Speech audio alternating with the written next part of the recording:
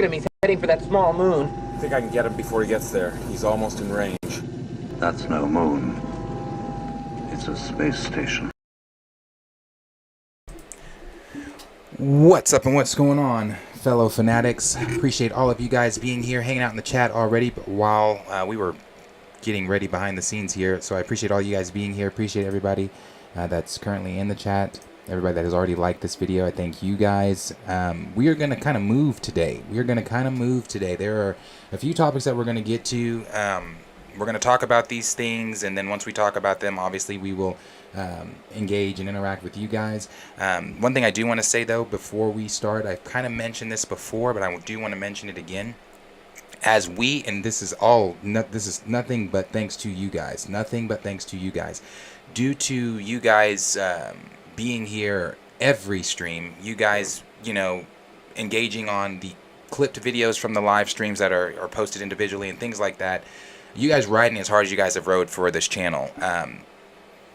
Due to that fact, we have a lot of people that are in the chat now, and we are actually in terms of views on these live streams surpassing 100 people watching at a time, which I love. I've loved that it's continuing to grow and continuing to grow. But with that growth comes some things that have to change, and some of those things I mentioned before are some of the questions and some of the comments and things that we're answering and engaging with.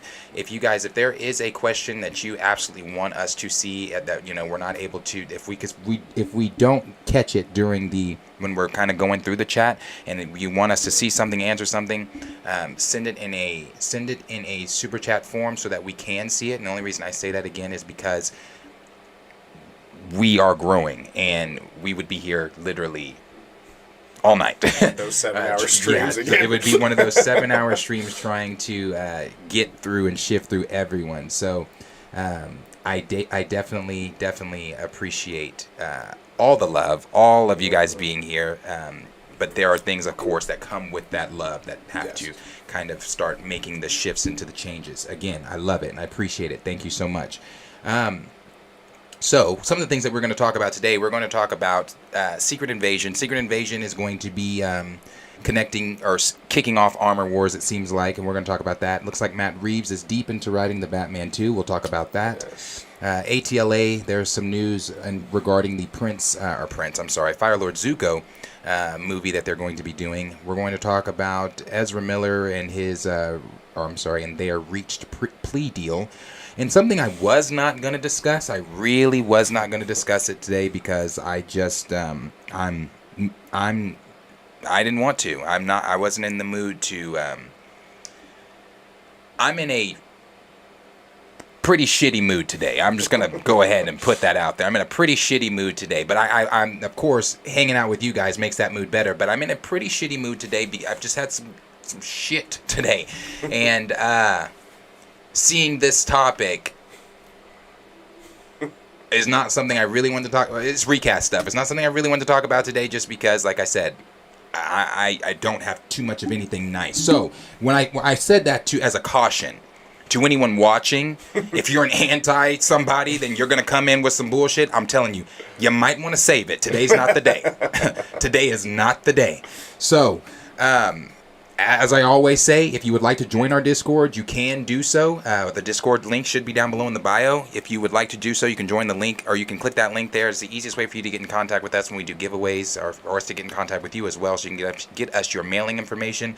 Also, if there's a question or a comment or a story that you see that we should be discussing here on the show, it is the easiest way also for you to send that link through there. That's how I received some of the recast stuff we're going to talk about today, because someone sent it in the Discord and we're going to talk about it.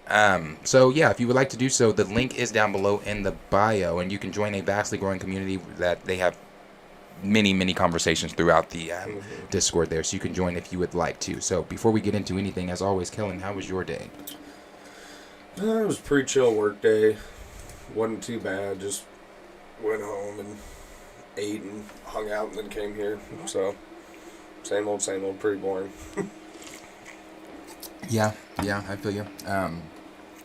I didn't do shit today at work. I mean, like I said, I'm in shipping, so I don't do anything really besides deliveries and boxing packages, but I didn't even do that today. I delivered, but I didn't have to do any packaging because, like, well, there's 2 rooms. Well, not 2 rooms. There's multiple rooms, but one of the rooms that connects with ours is the customer service room, CS.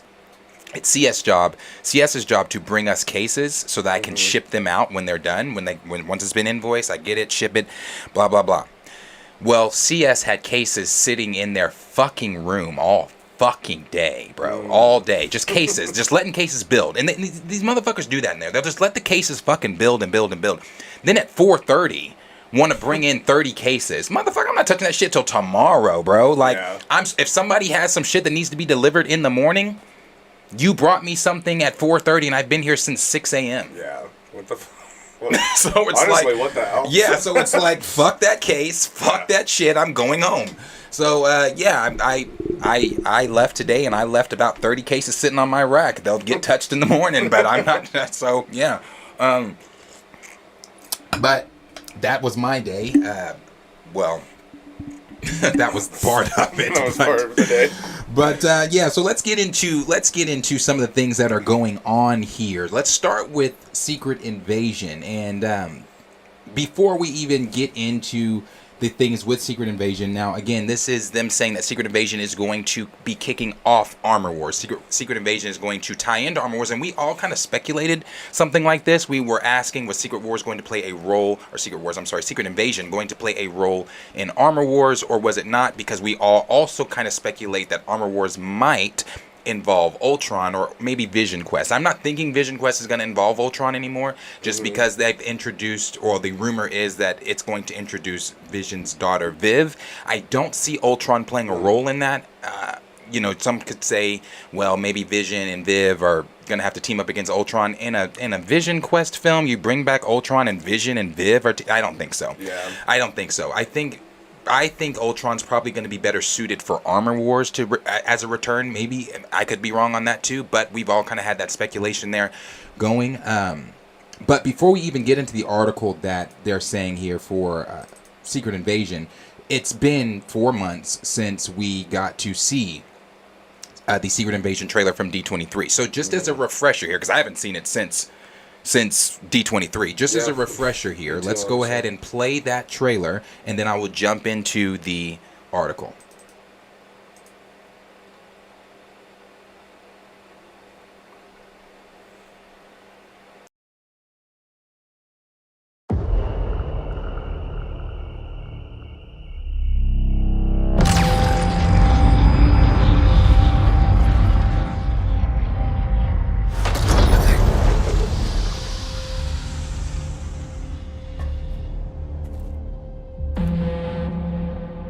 For years, you've been avoiding Earth. But I have called for your help plenty of other times, and you've been pretty content to let those calls go straight to voicemail. Yeah, well, this is different.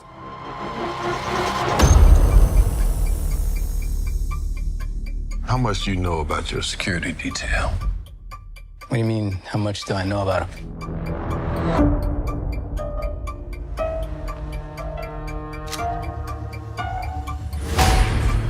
Fury, we gotta be very careful now.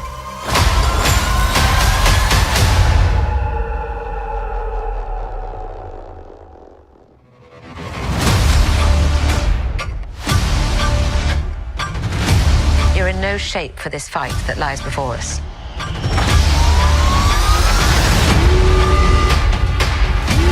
This is just the beginning. This is my war alone. And I'm the last person standing between them and what they really want.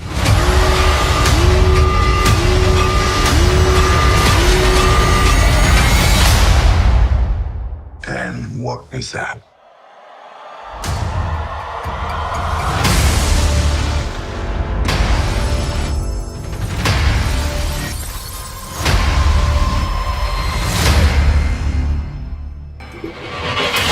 I forgot how good that shit was. I really did. I hadn't watched it since D23 and we were freaking out. I haven't seen that shit since D23. I forgot how dope that shit was. Now I remember all of us saying that, like, this looks like it's going to be the best Disney Plus series. Yeah, bro. It looks like it's gonna be so fucking dope. Gosh, that was great. That was great. I forgot. I did. I forgot. I forgot. I like the dialogue between him and Maria Hill. I like the the one question I've had, and I'm holding out. I'm hoping that this is done. I hope it's not just government officials. I hope it's not just people from S.H.I.E.L.D., you know, even though S.H.I.E.L.D.'s not a thing anymore, is it? No, S.H.I.E.L.D.'s done. Yeah, it's not. I hope it's not just people from, just regular. I hope that we are seeing Skrulls taking over heroes' bodies too, becoming hero. I hope we see some of these heroes, or Skrulls as some of these heroes in the show. I forgot, honestly. Well, I didn't forget. I low-key did forget that Rhodey was in this shit. I was thinking I knew, the same thing. yeah, I know that's where the conversation with the connections to Armor Wars came in, but I low-key forgot that he was in this. Again, I haven't watched this since D23, and that was 4 months ago. But this does look like it's going to be really good. I really want to see the Skrulls actually done like the Skrulls are supposed to be, you know. That looks like that's going to be cool. I can't wait to see Nick Fury. I can't wait to, know what the fuck, what has been going on. Where have you been? Like, what, you know. She kind of looks like. Yeah. And also from his words, she's like, like, I've been trying to call you, and he's just like, yeah. This is different. Like, he's like, this is a little different. So I'm really excited to see what that's going to look like. Secret Invasion looks like it's going to be dope. But let me go ahead and jump into this article here, and I'll put that back to where you guys can see it. Jump into the article here that they were saying, and this is coming to us from the Direct, and the Direct had this to say. They said, War Machine actor Don Cheadle teases that Disney Plus series Secret Invasion series will set up an upcoming MCU movie. Secret Invasion was always expected to be an important piece of the MCU puzzle based on the comic event series it will adapt alone. The significance only became more apparent when Marvel Studios themselves labeled the Disney Plus project as the first crossover event series. Everett Ross actor Martin Freeman since teased that crossover scale as he referred to it, the amount of people crossing over with each other. Oh, really? And the insane cast of 12 newcomer actors and characters from across the MCU mythos has only made that larger in scale more apparent. Given how the Secret Invasion comic event was game-changing for the Marvel Universe and revealed several heroes as Skrulls, fans are expecting similar importance from the Disney Plus series. That's why I was just saying I need to see some of these heroes being revealed as Skrulls. I hope that is something that they do. I don't want it to just be, government officials. That's not. I hope that. Please don't do that. Yeah. And I know obviously they're not going to show any of the heroes or anything like that in a trailer. Right. And I'm sure we're going to get another trailer before. But and maybe in the trailer they might show a hint of. I doubt it though. They might. Yeah. I hope they do though. I need them to. Like not in the trailer, but I need them in the in the series. It needs to. Yes. Yeah. Then it says while its large impact on the MCU remains unclear, one of the actors involved has revealed at least one movie it will set up. Then it goes on to say, during a recent interview with Total Film, James Rhodes actor Don Cheadle addressed how Secret Invasion will set up the stage for his upcoming Armor Wars movie, which was recently converted from a small screen to a big screen affair. When asked his thoughts on the MCU's huge expansion since the end of the Infinity Saga, Cheadle called the shift bananas before revealing that's a part of Secret Invasion that kicks off what happens in Armor Wars. It's bananas and it's very expensive, and obviously now that everyone can show up in everybody else's stories, I mean, I'm in Secret Invasion, so I'm in Sam Jackson's show. There's a part of that kicks off what happens in Armor Wars. The MCU mainstay then touched on recent quality concerns, sharing his hopes that the franchise doesn't get spread too thin, and there continues to be some quality control. So yeah, it can go on and on and on. Hopefully it doesn't get spread too thin, and there's still some quality control and not just trying to expand for expansion's sake. But there's a clear idea about the storytelling and what you're trying to accomplish with every iteration. He goes on to say, in a recent report from the Cosmic Circus revealed And a recent report from the Cosmic Circus revealed Marvel Studios' own quality concerns about the MCU Phase 4. Nothing that it will be reevaluating the future releases and taking steps to establish more quality control moving forward. On the topic of Armor Wars, the actor teased what fans can expect from War Machine, calling his solo spinoff an opportunity to make him a three-dimensional dude. So basically for us to know fucking shit about Rhodey. Then it goes on to say, while also playing off the Marvel stuff. Then this is the last thing he said here. I don't think we've ever really dug into him, and now it's an opportunity to really explore his emotional life, his interior life, his relationships, his trajectory, where he wants to go, what his challenges are. Obviously, you have to play off the Marvel stuff and be in the lore of the mythology of the character in the MCU in general, but trying to really build out this character and make him a three-dimensional dude is what the goal is. So I'm excited about that. And I'm excited about that too because we've talked at length before many times about the lack of representation for black characters in the MCU. So I'm definitely really excited to see that for sure. I want to see, Rhodey be that three-dimensional dude that Don Cheadle is wanting him to be as well. But again, like he said here about it being bananas, and he said, there it goes on and on and on, and he said obviously everybody can, it's to a point to where everyone can now join and they can have these crossover series. They can have these things happen because of how large the MCU has gotten. How, what are we're past 30 movies at this point. I believe so. I believe we're past 30 movies at this point. At it, And I think like 7, 8 series or something like that. We've got 7 or 8 series, 6 or 7, something like that.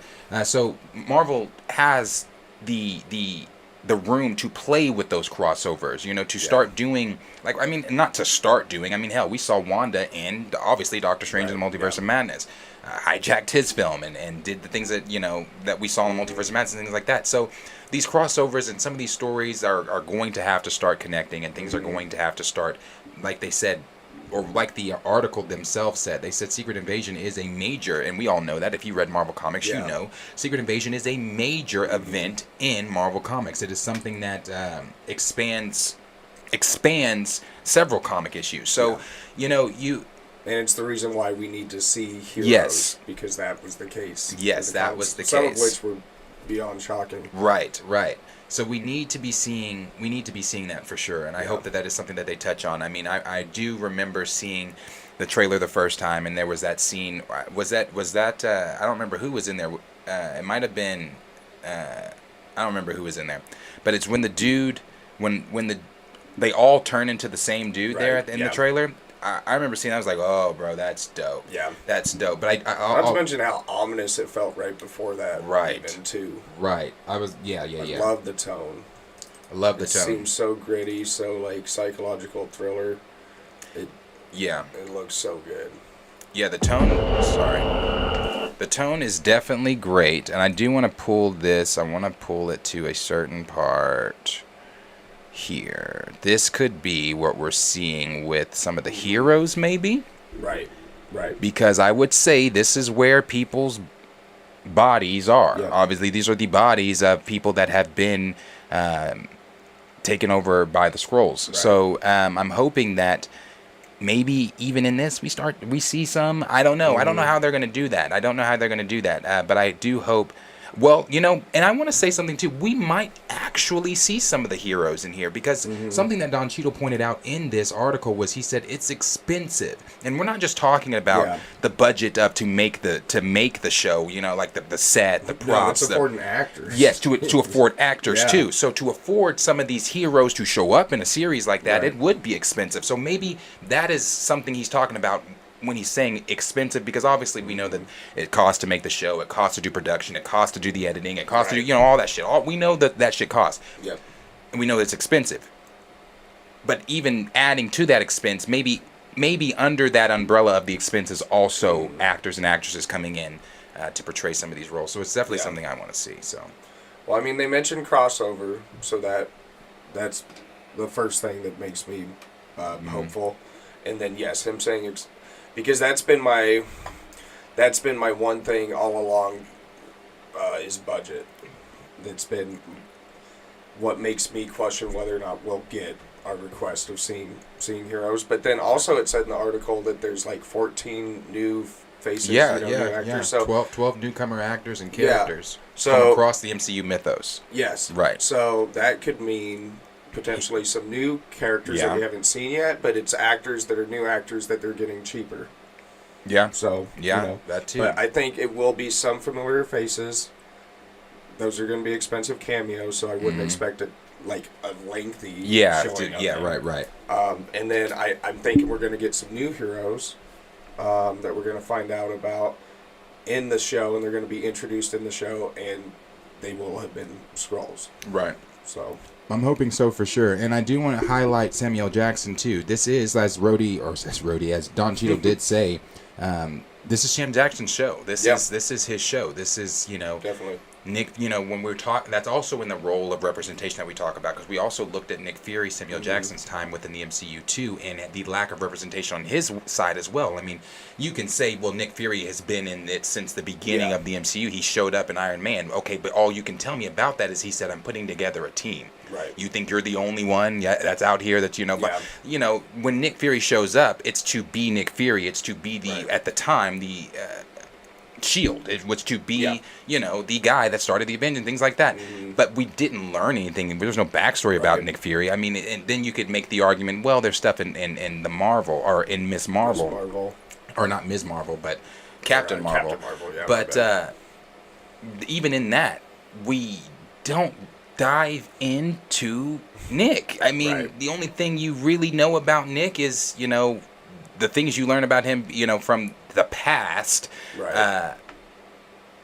And then he got his eye scratched out. I mean, he's integral to storylines, but to your point, there's not really there's no to depth. his character. Exactly. We don't know a lot about we don't know anything. We don't know anything. He's already an agent, even in Captain Marvel in the 90s. Right. So yeah, we don't. How did he get the job? How did you all of those things. And not only that, we know we're going to be learning more about him because we're going to be introduced to his wife in this show. We're going to be introduced to are we? Yeah, we're supposed to be being introduced to his wife, I hadn't heard that. diving into some of the depth of the character. Right, so that is something I'm excited for too. And I just wanted to highlight Samuel Jackson and highlight Nick Fury and highlight that this is his show and we're finally going to get to see some of those things. I'm also excited to see Rhodey get some of this shine, not just because of representation, not just because War Machine's a badass character, always has been, and I feel like they've underused him, but also look at the current roster that we have and tell me that he's not one of the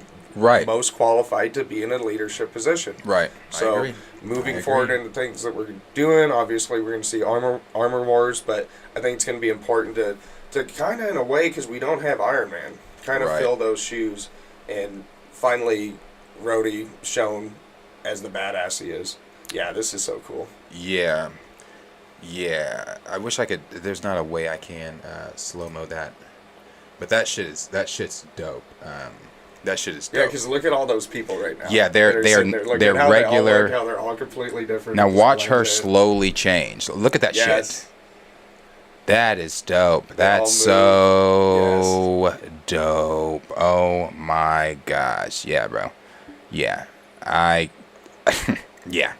Yeah, I'm pretty excited for Secret Invasion. But your mileage may vary. Let us know down below in the comments what you guys are thinking about the things going on in Secret Invasion. What are you thinking about the most recent comments from Don Cheadle and how the events of Secret Invasion are going to be bleeding into Armor Wars? Do you think that Ultron is going to show up in Armor Wars? Because we know Ultron is coming back before Secret Wars. Do you think that he's going to be coming back before Secret Wars in Armor Wars? Or are you still sticking to some of that Vision Quest theory stuff that's going on out there? And what are you most excited for when it comes to Secret Invasion? And what are you thinking about diving deeper into the character of Nick Fury within the MCU and finally getting to see that representation aspect from him? So let us know all these things down below in the comments what you guys are thinking. What are they saying? We got the Jinx saying it would be the biggest thing if they revealed that T'Challa, the T'Challa that died was a Skrull. It would break the internet and give weight to the Disney Plus shows. Oh, yeah. If they would do that. I don't have faith, but yes, that would be. Yeah. D. Diesel saying, Darius be like, don't start. Don't start, won't be none. I'm just not in a good mood tonight. That's it, bro. Don't start anything, won't be none. Nothing's going to happen. I'm but not in the mood for that shit tonight. I'm not in the mood for that shit. Gray said that this was his favorite trailer from D23. I think that's what we all said at the time. Yeah, too. it was our favorite That trailer and from Werewolf by Night. Yes, Yep. that and Werewolf by Night were our favorite trailers from D23. I just forgot how good the shit was. I did too. I remembered liking it, but I forgot how. Yeah. I mean, I got goosebumps again. I did too, bro. That's why I started smiling big over here. I was like, wait a minute. The tone of this shit is real. Like, bro, I forgot. I forgot. I really did too. Yeah, you and I were experiencing the same thing there. Let's see. D. Diesel says Nate and Ryan have been replaced by Skrulls years ago. Kenny saying he needs a Skrull. Raymond saying I better see Elvis actually bring a Skrull in this movie. Let's see. We got more. We got Zangbeto saying fingers crossed for T'Challa Skrull. Let's see. The Jinx. Which hero do you think is a Skrull? Although technically not a hero, but I think one is Hawkeye's wife, in his opinion. She may be. I haven't heard that. Is that a theory that's out there? I've not heard it. But she could be. Yeah. The theory that I have. On the table, anyone's on the table. I don't know what heroes I would think could be Skrulls. Because I don't know. No one's ever. Right. I don't know. But I do think Agent Cleary is. I don't care. Yeah. No, I don't care, bro. I have thought that shit since No Way Home. Yeah, that has been on my mind since No Way Home, because when he's... How do he know about Nick Fury? Yeah, how do you know? How does he know Nick Fury's off-world, but Peter didn't know. Yes. And he's an Avenger. Now, granted, Peter and Nick's relationship isn't, like, the best or anything like that, but how did he know? How did Cleary know that, that... It's not like Nick's working with damage control, at least I don't think. No. So... Yeah, so I'm still subscribed to the... I know he's not in the comics, so I can already hear people say, well, I don't know, he's not in the comics. If he is working with damage control, the Skrull that he has set up to be him on Earth would be dealing with damage control. That's true. And not saying I'm Nick Fury. Right. Or I'm not Nick Fury, meaning. Exactly. So yeah, that one's for sure. What about Agent Carter's niece? What's her name again? Oh, Sharon. Sharon. Because I kind of suspect that bitch might actually be doing. I don't know if she's a Skrull or not. I think she's the power broker from, again. I know that's what everybody was saying. Yeah, take your mind back to Falcon and Winter Soldier if you can. Yeah. But it's in a minute. I forgot about that. But I try to forget about it, but I know, I know that she. The theory is that she could be the power broker. Mm-hmm. Appreciate Stephen Dunn being here. He said, "Hit that like button." Robert Gray, appreciate you. It. We got Grand Regent Thrag asking if anyone thinks that all these recent articles about possible things around black male characters is in response to the recast T'Challa movement. The recast T'Challa movement has a bigger influence than people would like to admit. Right. When people come Otherwise, in, they wouldn't be saying the shit they've been saying. Exactly. Yeah. They wouldn't be lurking and prowling in people's live streams. Like I'm sure I've got some people lurking and prowling right now. Yeah. They wouldn't be lurking and prowling, then coming in all confident and hot saying the things they were saying if it didn't have an effect. Typically, when things are so loud and have an effect, you tend to pay attention to them. Again, now me, as I've said before too, I might hear or see something like, let me put it this way. I know what's going on in Mexico right now. Right. I know everything that's going on in Mexico, but I'm also not in spaces talking about what's going on in Mexico just because I don't want to say I don't. Well, I guess I don't really care about it as far, I care. To be honest, it's over there. Russia, Ukraine's over there. I'm not weighing in on either. Yes, I'm not weighing in on either. There you go. Whatever going on, I'm not weighing in. I'm not weighing in. And am I aware of the event that's going on? Of course I'm aware of the event that's going on, but I'm not finding myself in spaces talking about it. One, because my level of care is not really there, and that's not me saying I don't care about the people of Ukraine. That's not me saying I don't care about the people of Mexico. That's me saying I don't care about the eternal affairs going on in a completely different country that have nothing to do with me. Yeah. So I'm not going to go in spaces and talk about what's going on in Mexico. Yeah. So it's like, when you come in and you say you don't care about some of these things, you do care. Yeah. Otherwise, you would not be here talking about it, because my mother had a saying for me and my siblings. Don't come for me unless I send for you. Like, and that was like, I'm not gonna explain it like that, but anyway. So it's like, unless we called for you, what the fuck are you doing coming? Why are you injecting your 365 into a conversation where you were never even asked your opinion? Yeah. You were never even asked to jump into this conversation. You saw a conversation, and again, as I always say, when these people come in, these are the same people that are watching like Miss Mojo videos on who T'Challa is. Like, you're going to Miss Mojo and you're like, get to know T'Challa, 10 interesting facts about the Black Panther T'Challa. And then after watching that, you feel confident enough that you can come in and argue about the character when you sound fucking ignorant. Yeah. So yes, they would. It's bigger than they would like to admit. Yeah. No doubt. So that's just a taste of the mood I'm in today when we get to get to that shit. All right. Let's see. We gotta wake up in the mornings. Nobody start trouble. Nobody start trouble. We're getting out at a decent time. Gray said, referring to Don Cheadle. Armor Wars finally after 13 years character development. No kidding, honestly. Right. Let's see. Steppenwolf said, but didn't Skrulls keep the bodies off Earth? The bodies of the real heroes? Did they? I believe they. I think they did, but then again, when we killed some of them, didn't they? I want to say there was a couple that they killed. I don't know if they kept them off. I think they did actually. But either way, comic MCU. I mean, T'Challa's alive in the MCU. T'Challa's dead in the MCU. He's alive in the comics. So, I mean, what they do with their version of their secret invasion is what they do. Exactly. That's what it's going to be. That's what it's exactly. That's what I've always said ever since this T'Challa shit. I've just been saying. It is what the fuck it is in the MCU. Yeah, same with Secret Wars. If it's not gonna, I'm not expecting exactly. Yeah. I have no expectation for Secret Wars to be Secret Wars. Yeah. It is going to be the MCU's version of Secret Wars, just like Secret Invasion. I'll be so happy if I start hearing the Russo's name attached. Me too.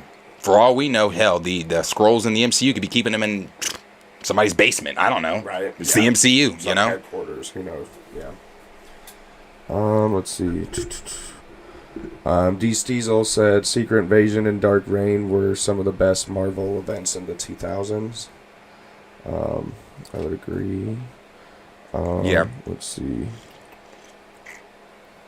D. Steezel says also, if he gets scratched in his other eye by a stupid alien cat again, I'm done.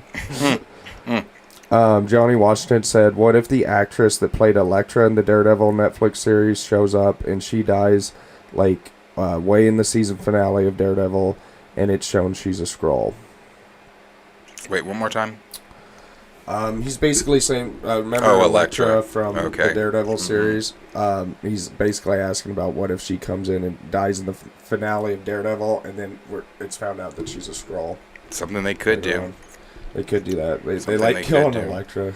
Honestly, people always have for some reason. Should have done an Elektra series over Echo, in my opinion. Oh, you know what? Yeah, I love me some Elektra. Let's see. Connoisseur Triple Salute. 13 years later, and we're finally going to get to know Rhodey and Fury. Echoing earlier. Right. Let's see.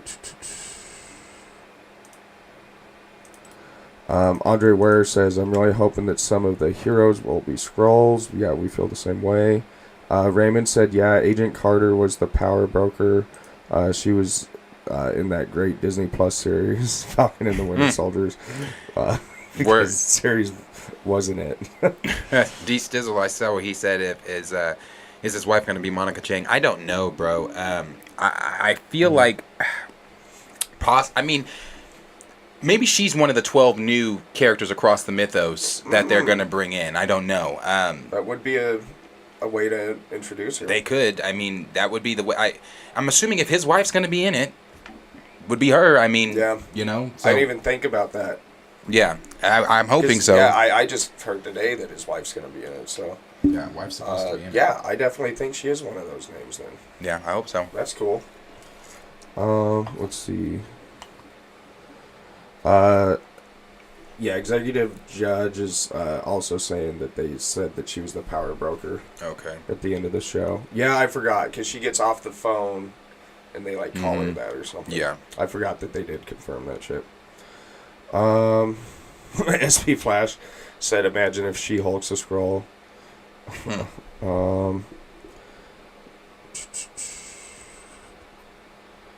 Sir Yuri G said they did not.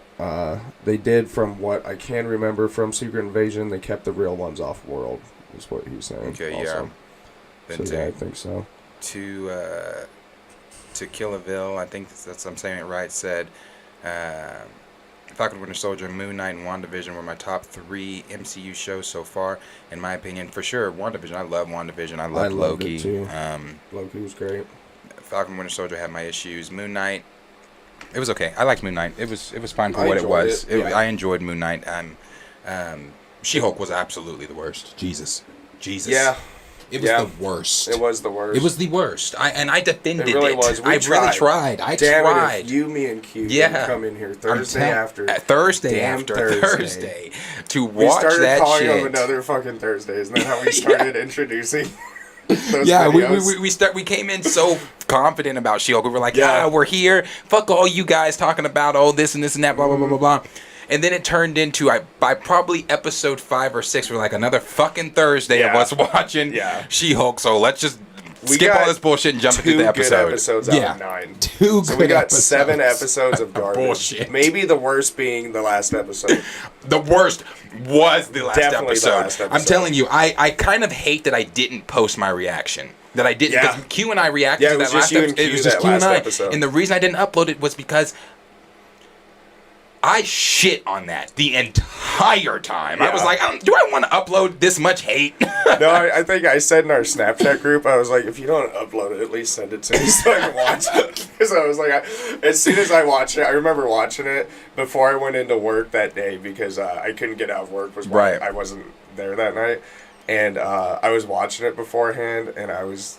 I thought you were going to post it, but I was just like, I can't wait to see what Darius has to say about this bullshit when she started going through Disney Plus. Oh, my God. They wanted that shit to be meta as fuck, and it just wasn't. The whole Cap, the Feige jokes. No, they tried really hard, and it was clear they tried really hard. And they missed as hard as they tried. Yeah. Yeah, that shit was so bad. Yeah, major miss. Want me to just do a couple more so we can get going? A few more there, and then we'll move to the next topic. Hungry Almighty said, I feel as though Disney and Nate knows about the Skrull theory for T'Challa and know it's an easy out to get T'Challa back, but refuses to accept the reality that he was wrong to not recast T'Challa in the first place. Listen, I as I've said over and over, I've said this so many times, I want T'Challa back in the MCU. But T'Challa's not coming back in the MCU. Mm-hmm. The theory that I have, well, many of us have, about the whole Skrull thing, that's not leaving the theory space. No. It's staying a theory. Like, again, I don't want to be the one to come in shit on parades. Right. But I'm going to shit because they're not... They've been feeding us tons of Chinese and Mexican food, dude. They're just giving us reasons to blow up the toilet. I'm telling you, because he's not coming back. He's not coming back. They're not gonna do it. I don't care how much they've T'Challa. Dug their heels too hard. They exactly. And I feel like it's a pride thing also. Not a pride thing. I think it is a little bit. Okay, it could be a pride thing, but also it's like. They're going to tell their story, and they're not going to allow... Again, I've talked about this, bro. Read between the lines when Nate Moore is talking. Go back to the interviews when Wakanda Forever came out. Right after it came out, and he did those interviews when he said, sometimes the fans think they know what they want. This is Nate Moore saying this, not me. They think they know what they want. And you kind of got to block that out and show them something else to where they can finally say, oh, I never knew I wanted that. And what he's talking about is TJ. Yeah. Read between the fucking lines, bro. T'Challa's not coming He's back. talking about Like, shoving it down your damn throat. yeah, That's what bro. he's Like, talking about. we can get up here and exaggerate and talk about T'Challa all fucking day long, every day of the week. What does it? Yeah. They've made the bed. They're gonna lay in it. They're you know, and it is what it is. It's no T'Challa though. Like, would I love to see T'Challa be a scroll and be like, damn, Right. so that was a scroll in the casket that we, you know, and then the one that T'Challa, the real T'Challa, is off world somewhere, you know, taken over by the scroll. I would love it. I'd love it. Yeah. It's just never gonna happen. We would have loved it if it had worked, you know, with the 5-year gap. Yeah, theory, it could. too. The whole blip theory that Yeah. would have worked, but they're never gonna do Would've anything loved like that. Any number of these things. Yeah. But they've already given us little TJ. Exactly. Which, you know, apparently was in the original script. We should know. Yeah, yeah. So Xavier Phoenix, good to see you in the chat. He said they doubled down too many times. I also fear T'Challa won't be back out of foolish pride. I mean, hell, Yeah. yeah, I agree, bro. I'm just they've also not indicated Yeah. that he's in any way. This is a point that hasn't been brought up in a while, but it has before in the past. But Hunger Almighty saying, remember when fans were outraged on the Sonic design for the live-action movie and forced the creators to make Sonic more accurate? Were those fans toxic? If fans don't speak out, there's no change. Yes. We've been saying that the whole time. Daredevil, nobody called the Daredevil guys whiny. Right, when Yeah, they the when they Daredevil the bros. hashtag Save Daredevil, yeah. Yeah. You know, it's just... I Yeah. hate to be the guy, but one of them is not like the other. yeah, Gee, what's the Yeah. difference? Oh, boy. yeah, I'm telling you, and it's like Hunger and Mighty said, yeah, the fans did do what they did for the Sonic movie to get Sonic's appearance changed and things like that. Completely different company. Yes. Completely That different also, company. Yes. That was who is that? Who does that? That's I don't even know. Is it that's not Universal? I don't know. Might be. I don't even. But I know it ain't Marvel. Yeah. And yes, that we know. and it ain't Nate Moore. It's Yeah. not. You know from. You know. Anyway, I'm gonna get to that when we get to it. So I'm gonna just wait. So, so yeah, like I said, we'll move here to the next topic. Next I topic. said Paramount. Okay, that's what I was gonna go to, but I wasn't sure. I was not sure. But you know, we'll move here to the next topic. Next topic that we're gonna move to here is going to be Matt Reeves, and Matt Reeves has recently come out and said that he is deep into the sequel for the Batman, and we all know that the Batman is going to be having a sequel. We also know that it's going to have spin-off series that are going to tie into the overall narrative world that Matt Reeves is building for his Pattinson universe. So we saw it back in March. I liked this film a lot. You know, Robert Pattinson is a good Batman. I don't think he's a bad Bruce Wayne at all. I thought, his Bruce Wayne needs work, but his Batman, I thought his Batman was also very was early. great. It's very early, Bruce Wayne. very early year 2 Bruce Wayne. Well, year 2 Bruce Wayne. He's always been Bruce Wayne. Year 2 Batman, but but still early on Bruce Wayne. It's still carrying that weight of Yes. what happened to him when he was a kid in that alley. Yes. Like, it's still worn on his face. He's Exactly. not even philanthropic at this point. right. Yeah. Agreed. So you know, But we've all known that Matt Reeves' Batman universe was going to be separate from the DCU. Thank God. I still think it's going to be, but something came out that kind of has me.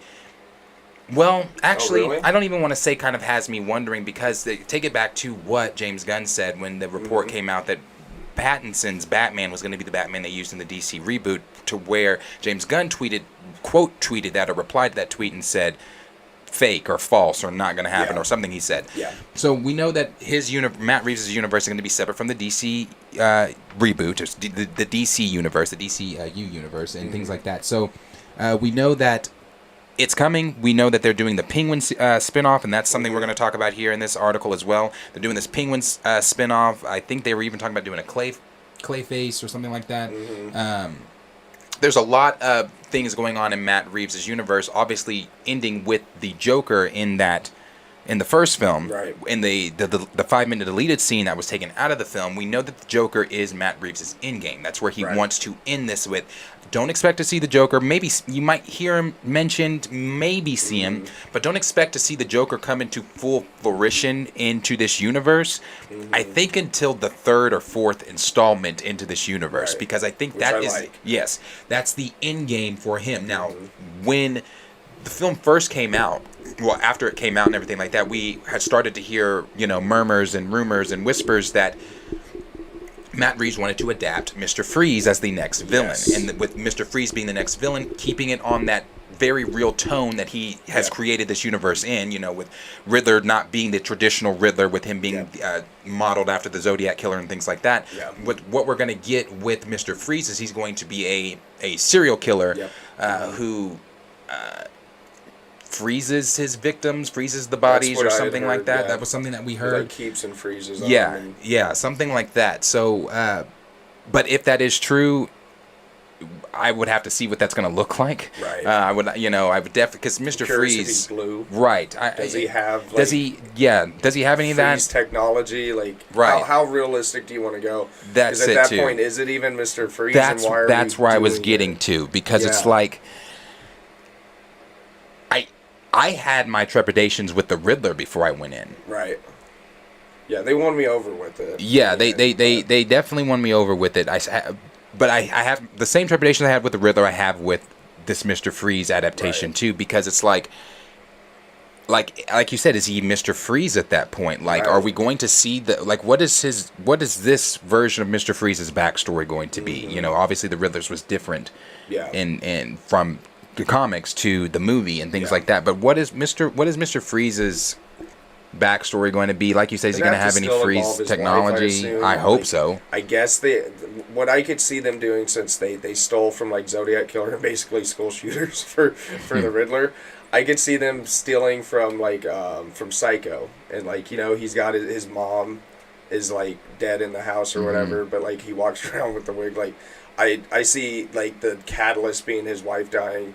He has her frozen, because he still has her, has some kind of crazy hope instead. Whereas in the comics or in the series of movies, he's a scientist who's trying to literally be able to bring her back, and he has her frozen because it's an incurable illness, from what I remember. Right. But yeah, why do him though if it's in a realistic light? There's other villains you could choose from. Right. The Rolodex. And we haven't seen Mr. Freeze on screen since Arnold Schwarzenegger played him anyway, and that was okay if you liked it. It's great, but it was funny. right. We haven't had Mr. Freeze since then, and I would like to see some of Bat's villains done really well. Yeah. Because he has the best villains. Yes, he does. Spider-Man have the best villains. Yes.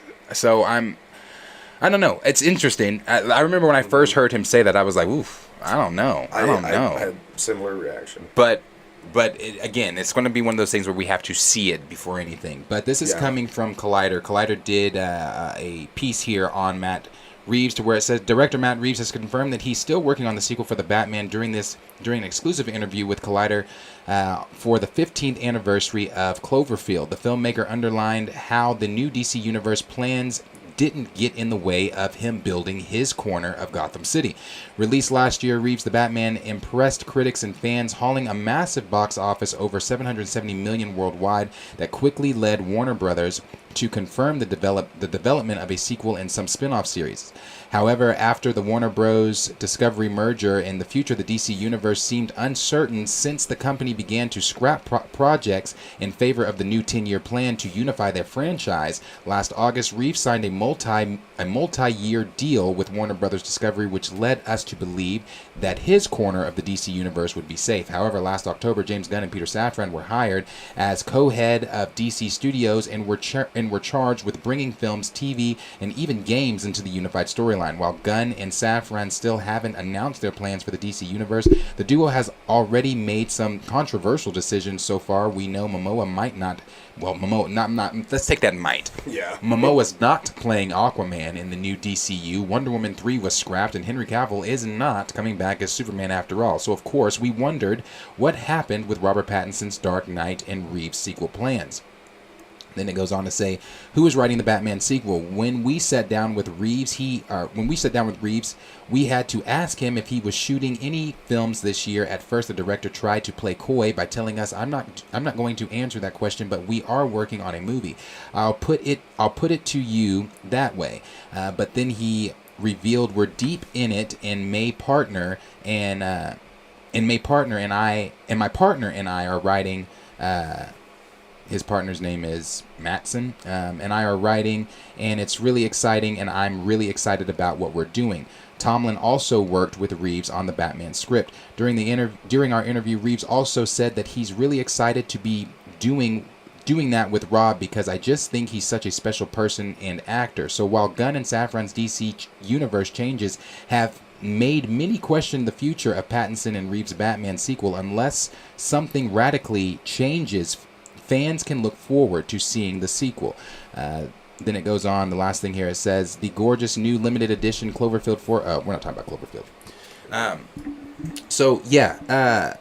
We do know that it is coming, and with that, I'm going to jump in here because this is where it starts talking about the Penguin. And let me kind of shift that so you guys can see it too. This is where they start talking about the Penguin. This is coming from the direct. And it says, another confirmation made its way online, clearing the air surrounding Matt Reeves' The Batman project in relation to James Gunn's upcoming DC revamp. Recently, Reeves gave fans an update on how his sequel and Robert Pattinson's superhero outing is doing.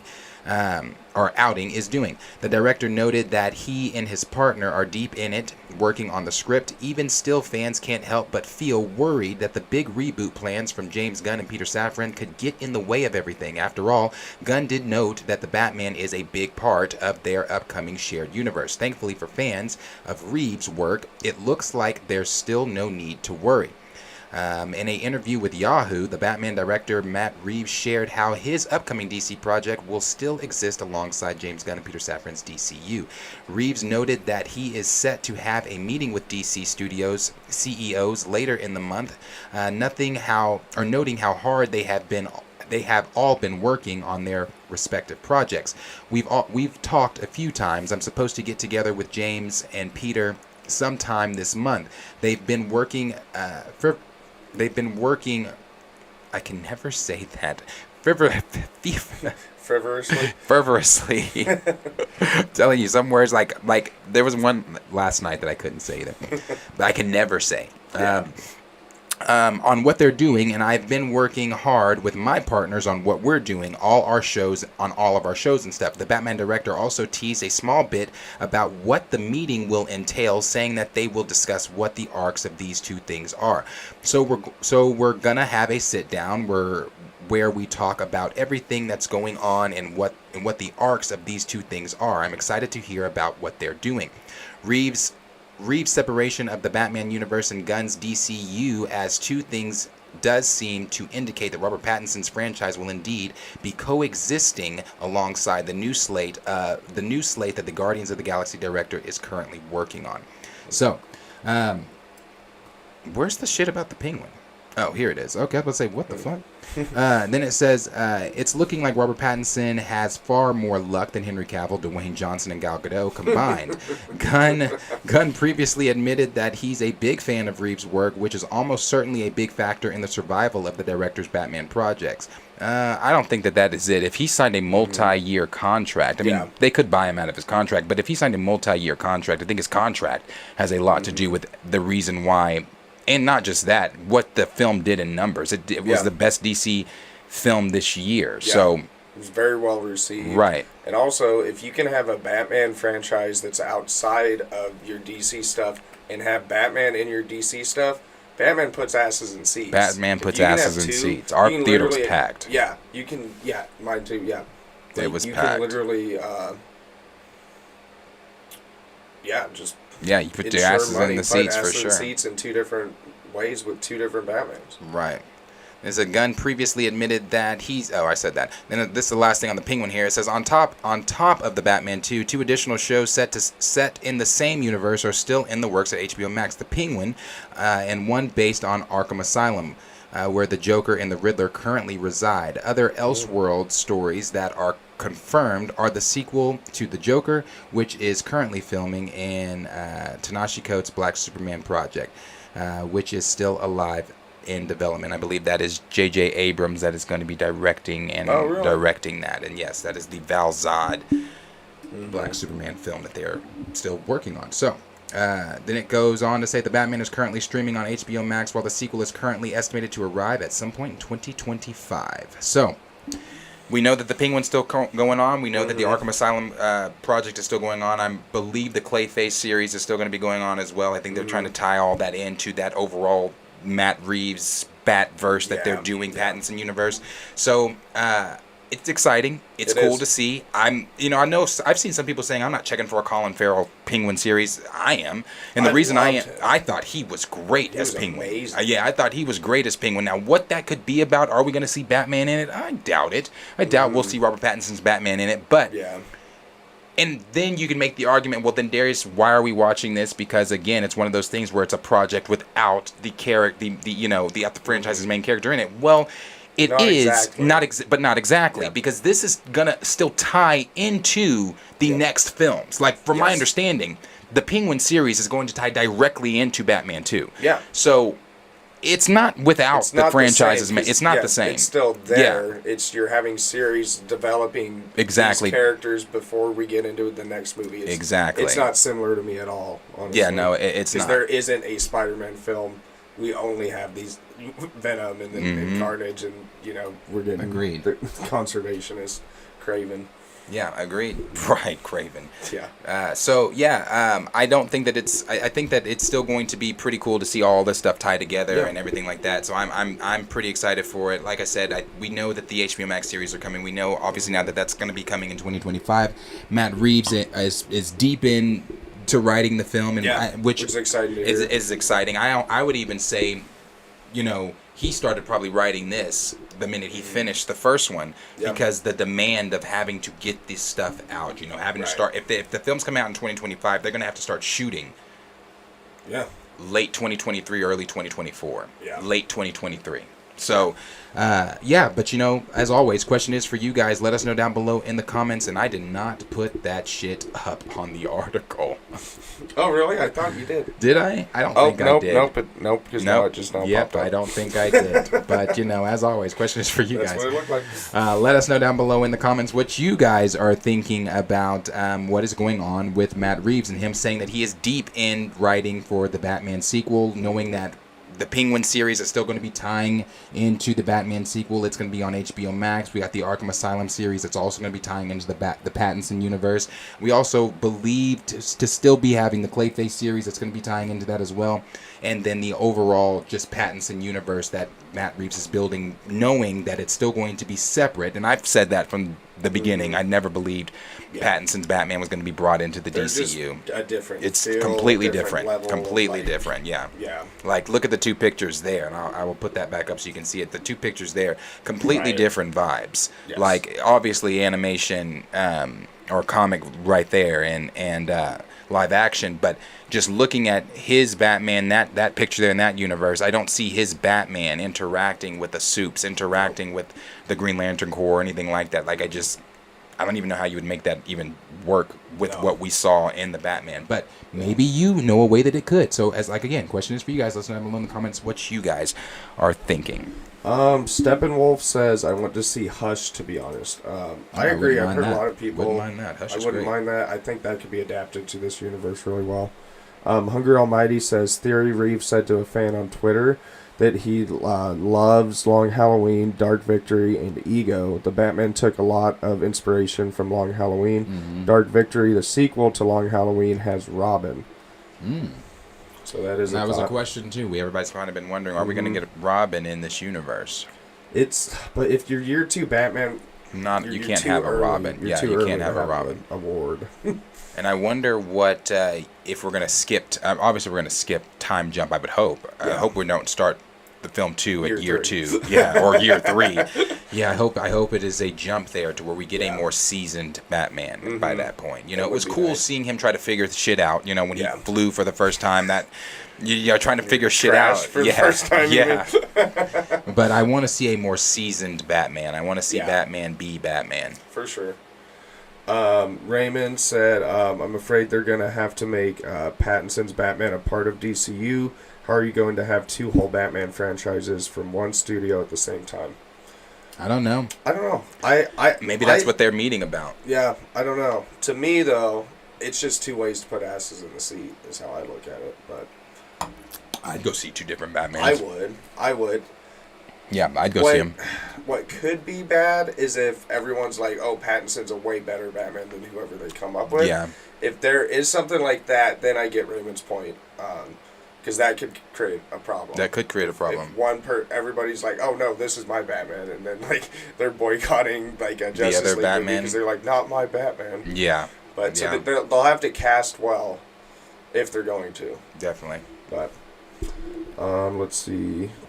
So Yuri G said, honestly, I know this is a Reed Richards reach, but at some point in the Matt Reeves Batman, I would like to see the Court of Owls or a much better version of War of Jokes and Riddles. Court of Owls would be dope to see. Robert Pattinson hinted at Court of Owls. He's talked about Court of Owls. I heard him in an interview saying how he read it in his prep. Mm-hmm. Yep, so Court of Owls is something that definitely could be coming. Let's see. Kenny Pierce said, is he going to have an ice pun quota? If not, is it even Mr. Freeze? Touche, Kenny, touche. Steppenwolf said Mr. Freeze in Batman the Animated Series and in Batman 2004 cartoon are my favorite adaptations. I love him in Batman the Animated Series. He's great in that. I also liked him in the Arkham games. But there's also the movie. The animated... Am I getting that mixed up? Are you saying from the Batman the Animated Series? Keep reading, I'm sorry. He did have a story arc that had to do with his wife. I forget what it was called. Hungry Almighty said, please no realistic Mr. Freeze with a freeze gun. OMG. Like I need to see a giant mechanical suit freeze with enhanced inhuman strength with a freeze gun that can freeze entire buildings instantly. Yeah, no, I agree. I agree, though. That's why I was saying, like, how do you make that work with Mr. Freeze? Like, I don't know if I want to see... To be honest, I don't want to see a realistic Mr. Freeze. I don't, because that's not the character. It's not the character. At all, and I'm not really going to be that interested in it. Sub-Zero. That's what I'm thinking. Sub-Zero? Batman and Mr. Freeze, Sub-Zero. Came out in 98. It's on HBO Max right now. Oh. Have you seen Sub-Zero? Sub-Zero's good. I don't... Sub-Zero was... I think I did, but I thought that it was just like a story arc. I'm remembering it wrong. Like, it within the series. Yeah, it is within that series, but it's a movie. What's the other one? The Phantom whatever. The Mask of the Phantom. Yes. Phantoms, yeah. Okay. I didn't realize it was like that. I just remembered it being like a couple episodes in the series, so I wasn't remembering that right. So good call. It's an hour and 10. That's a good... Sub-Zero's good. It's a good one. Gray said... Mr. Freeze, what killed the dinosaurs? The Ice Age Batman. Motherfucker, how is that even relevant to what we're doing right now? Hungry Almighty said, I feel like if you're not going to have zombie talons in the Reeves Batman, then what's the point of Court of Owls? Court of Owls, just like Mr. Freeze, are fantastical Batman villains, not grounded. Agreed. Yep. That's one of the things that worries me about the realism of Matt Reeves' universe. Now, although the Batman first film was good, and it worked with the Riddler, how do you make that work with some of Batman's other villains? Right. Like, again, you can't do Killer Croc. You can't do... How are you doing Clayface? Like, I was wondering how you do Clayface 2. I don't know. Yeah, you can't do Killer Croc. You can't do Clayface. I mean, I don't really want to see another dumbed down version of Bane. Next time I see Bane, I want the fucking tubes. Yeah, and I feel like we even got Bane dumbed down in. Oh yeah, and Dark Knight Rises. I felt like he was dumbed down in that. even though I thought that Tom Hardy's portrayal was good. It's the adrenaline that he's taken, right? That Bane takes. It's called toxin, right? What's it called? I forget the green shit stuff's that. called. Yeah. It's called like toxin or something like that. So was that not What's it called? was the theory correct that people were having? Was that not the same shit that Bruce injected into him to get up and beat the shit out of everybody in the third act of the Batman? Or shit, maybe the fifth act, because how long that fucking movie is of the film. There were people speculating that, but I believe Matt Reeves shot that down. Oh, okay. Because the vial was green, so people were speculating. Correct me if I'm wrong, Trap, but I believe that got shot down by Reeves. And he was saying that that's like some adrenaline thing that like he's developed for like. If the shit hits the fan, he really needs something. Right. I don't think I'm making that up, but tell me, Chad. No, I don't think you are. I don't think you are either. I feel like I've heard that along the way. Let's see. This one's just funny from Kenny saying, "What happens when a toad is frozen in ice? The same thing that happens to everything else." That's that.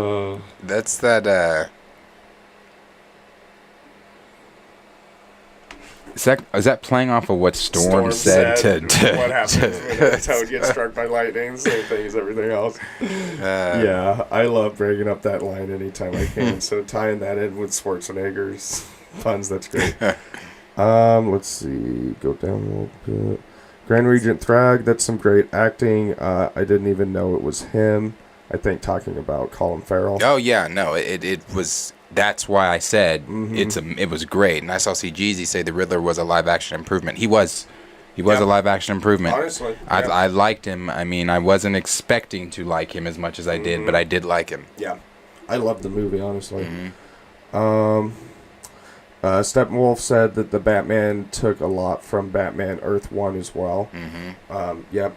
It adapted Year One, it also. adapted Long Halloween, and I forget the other it adapted, though. But there were 3 different comics that Matt adapted into that film. Yeah.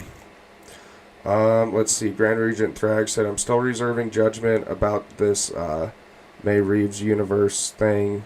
I don't see why you can't have both with Batman. Just look at the 90s Dark Knight cartoons. You have gritty, tone, and soups." Yeah, it is possible. That's true. I saw D. Sizzle say Batman/Nightwing series would make more sense. And then Stamina said Snyderverse is toast. Huh. Yeah. Yeah. I mean, no, I don't. Here's the thing about the Snyderverse, because I saw Kenny even say, so Snyderverse is Elseworlds. I believe Snyderverse is not going to be brought back in until Crisis. Right. And that is what I believe. I haven't heard anything. Plan. Right. I think that Crisis is definitely the end of the 10-year plan, because where else can you go? But Crisis is definitely the end of the 10-year plan. But I believe with the conversations that James says they had with Henry about future DC projects, and the conversations they've had with Dwayne about future DC projects, future DC projects has to be Crisis. Yeah. Because why would you bring those two in, unless they're playing different characters, which I just don't think. Why would you bring them in to your newly established, just to remind people of what you got rid of Henry Cavill? Right. You know, have him come back in Crisis, and I believe that's what they're going to do. So I wouldn't say the Snyderverse is. Well, it's definitely toast. It's done. Yeah. But it's. We'll see some. Of those characters we'll see some of those characters come back. Yeah. Raymond said, breaking news: Lisa Marie Presley, daughter of Elvis and ex-wife of Michael Jackson, just passed away. Shut your. Yeah, apparently Lisa Marie Presley. Was she married to Nick Cage at one point too? And then she found out that really he was just a fan of her dad, so it was weird. I want to say that was a thing. I'm not sure. They actually got married though. Lisa She Marie died? passed away. Well, that's sad. Man, I mean, Priscilla's still living. Yeah. Oh man, I feel bad for Priscilla. Wow. Damn. Wow. Yeah, she was married to Nicolas Cage.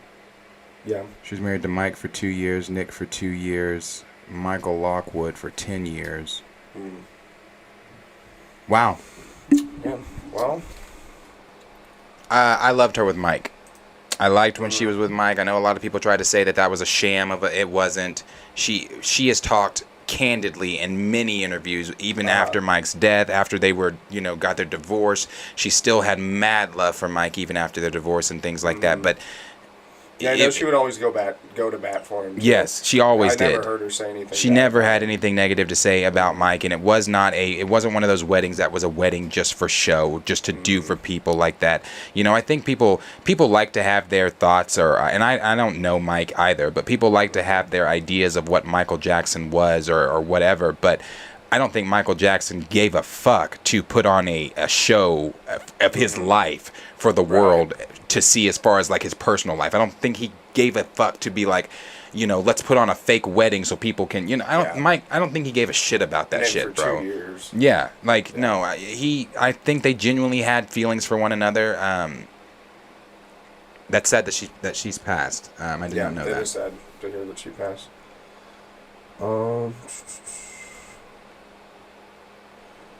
Let's see.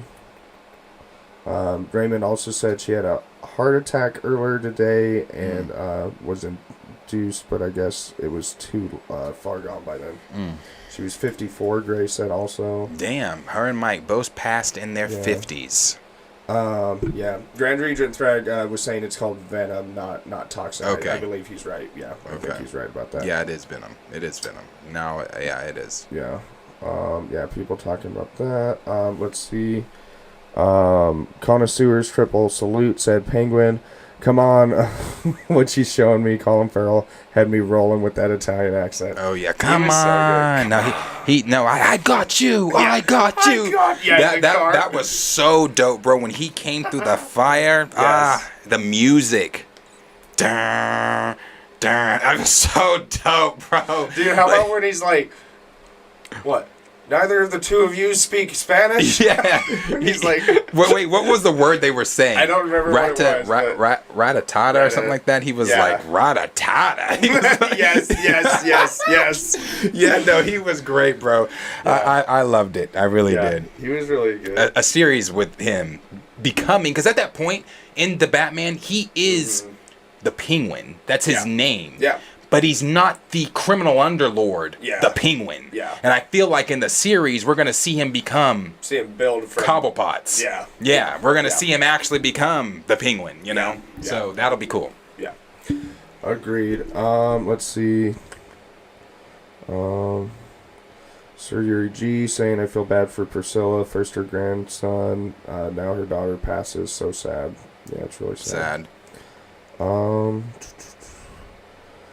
Grand Regent Thrag said, I know most would want Crisis, but I would love Kingdom Come. I wouldn't mind Kingdom Come either. I think, but I'm telling you, I think they're going Crisis. Let's see, let's get past some of this. Marie Presley. Yeah, people agreeing with us that she always defended him till the end. Yeah, she definitely did. She had Mike's back. Yeah.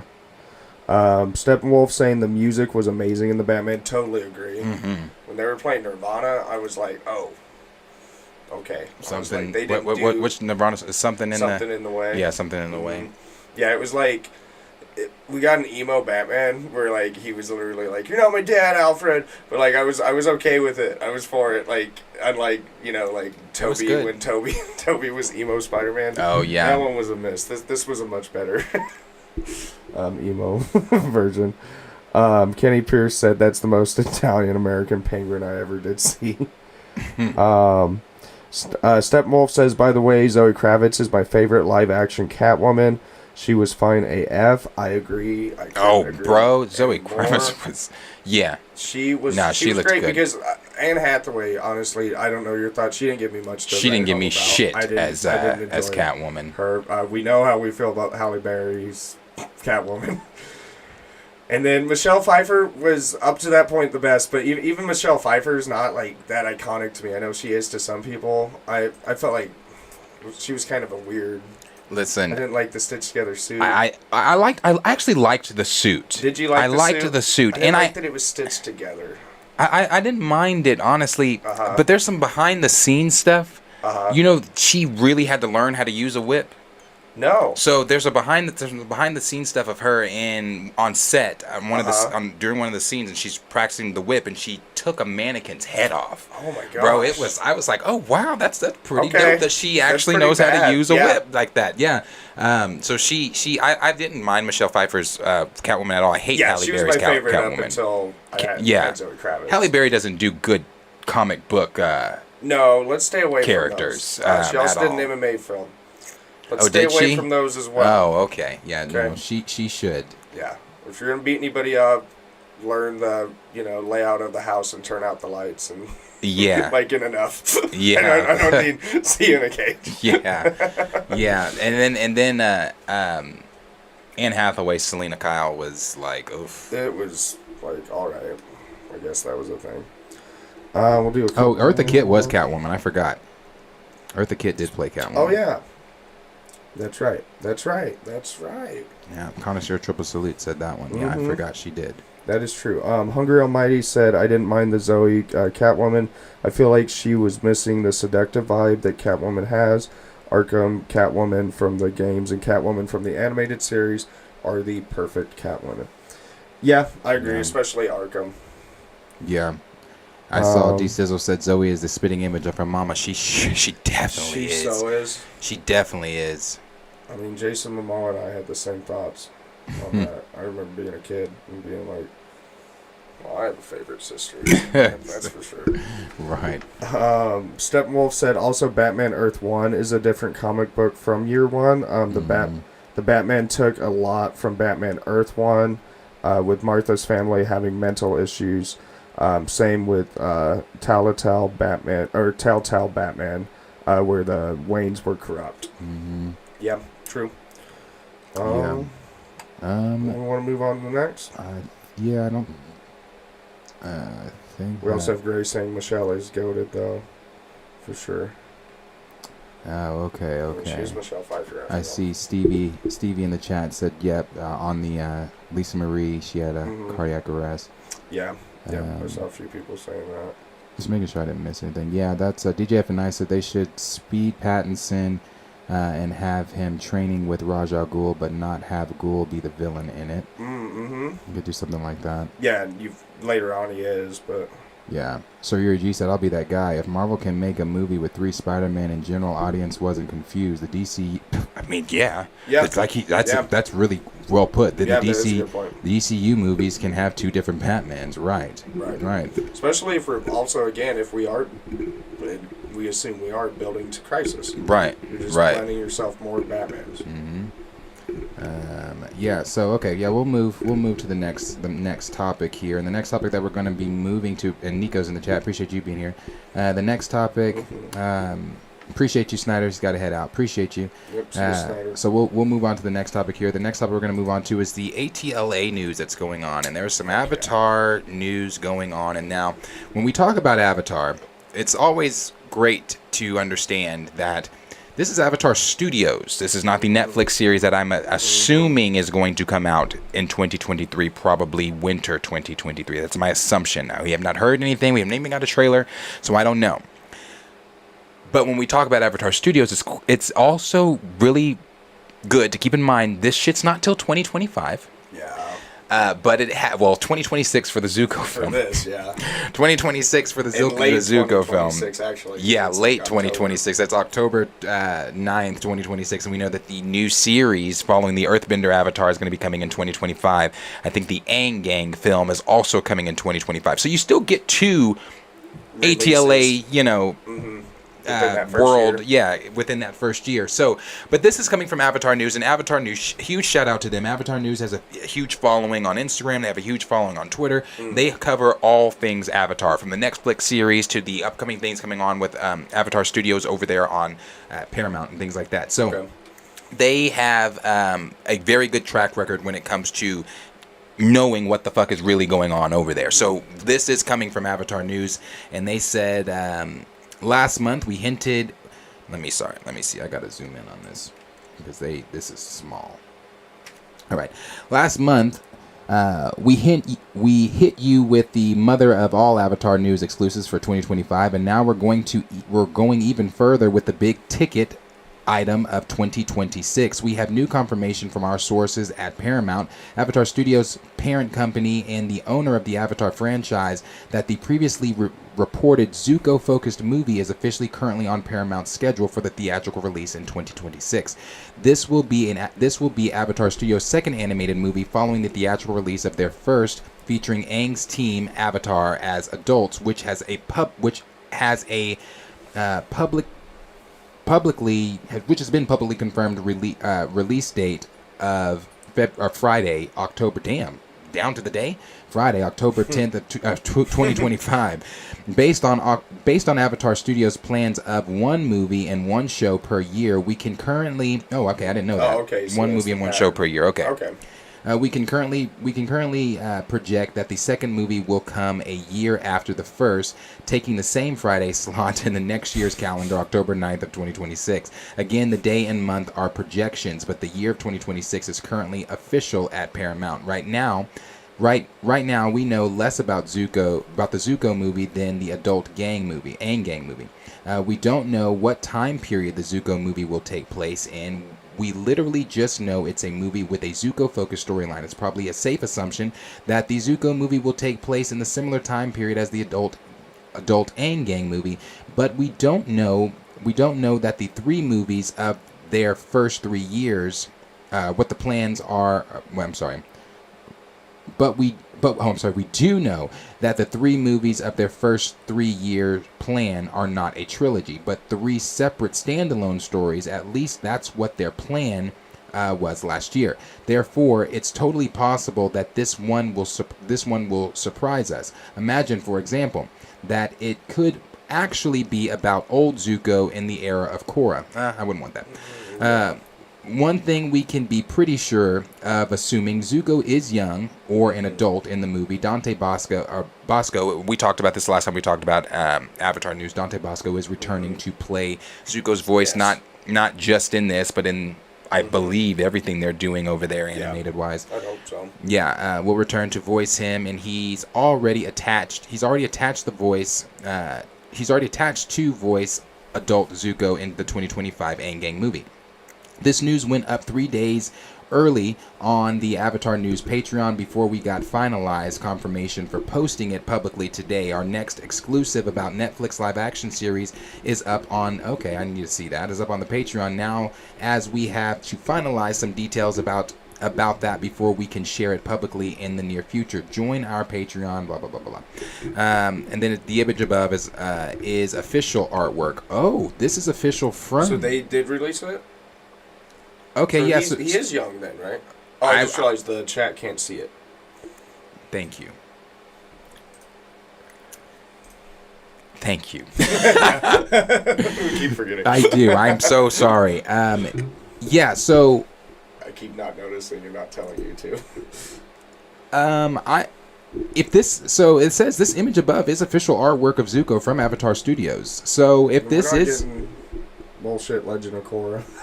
Yeah, so if this is from Avatar Studios themselves, then I would imagine this is the version of Zuko we're going to get. And if this is the version of Zuko we're going to get, he's still young enough to want to know where his fucking mother is. Yeah. I hope that that's what they do. Mm-hmm. I have said that so many times. It's a great comic, but maybe they won't because it's already a comic, and at that point you can just go read the comic. Mm-hmm. But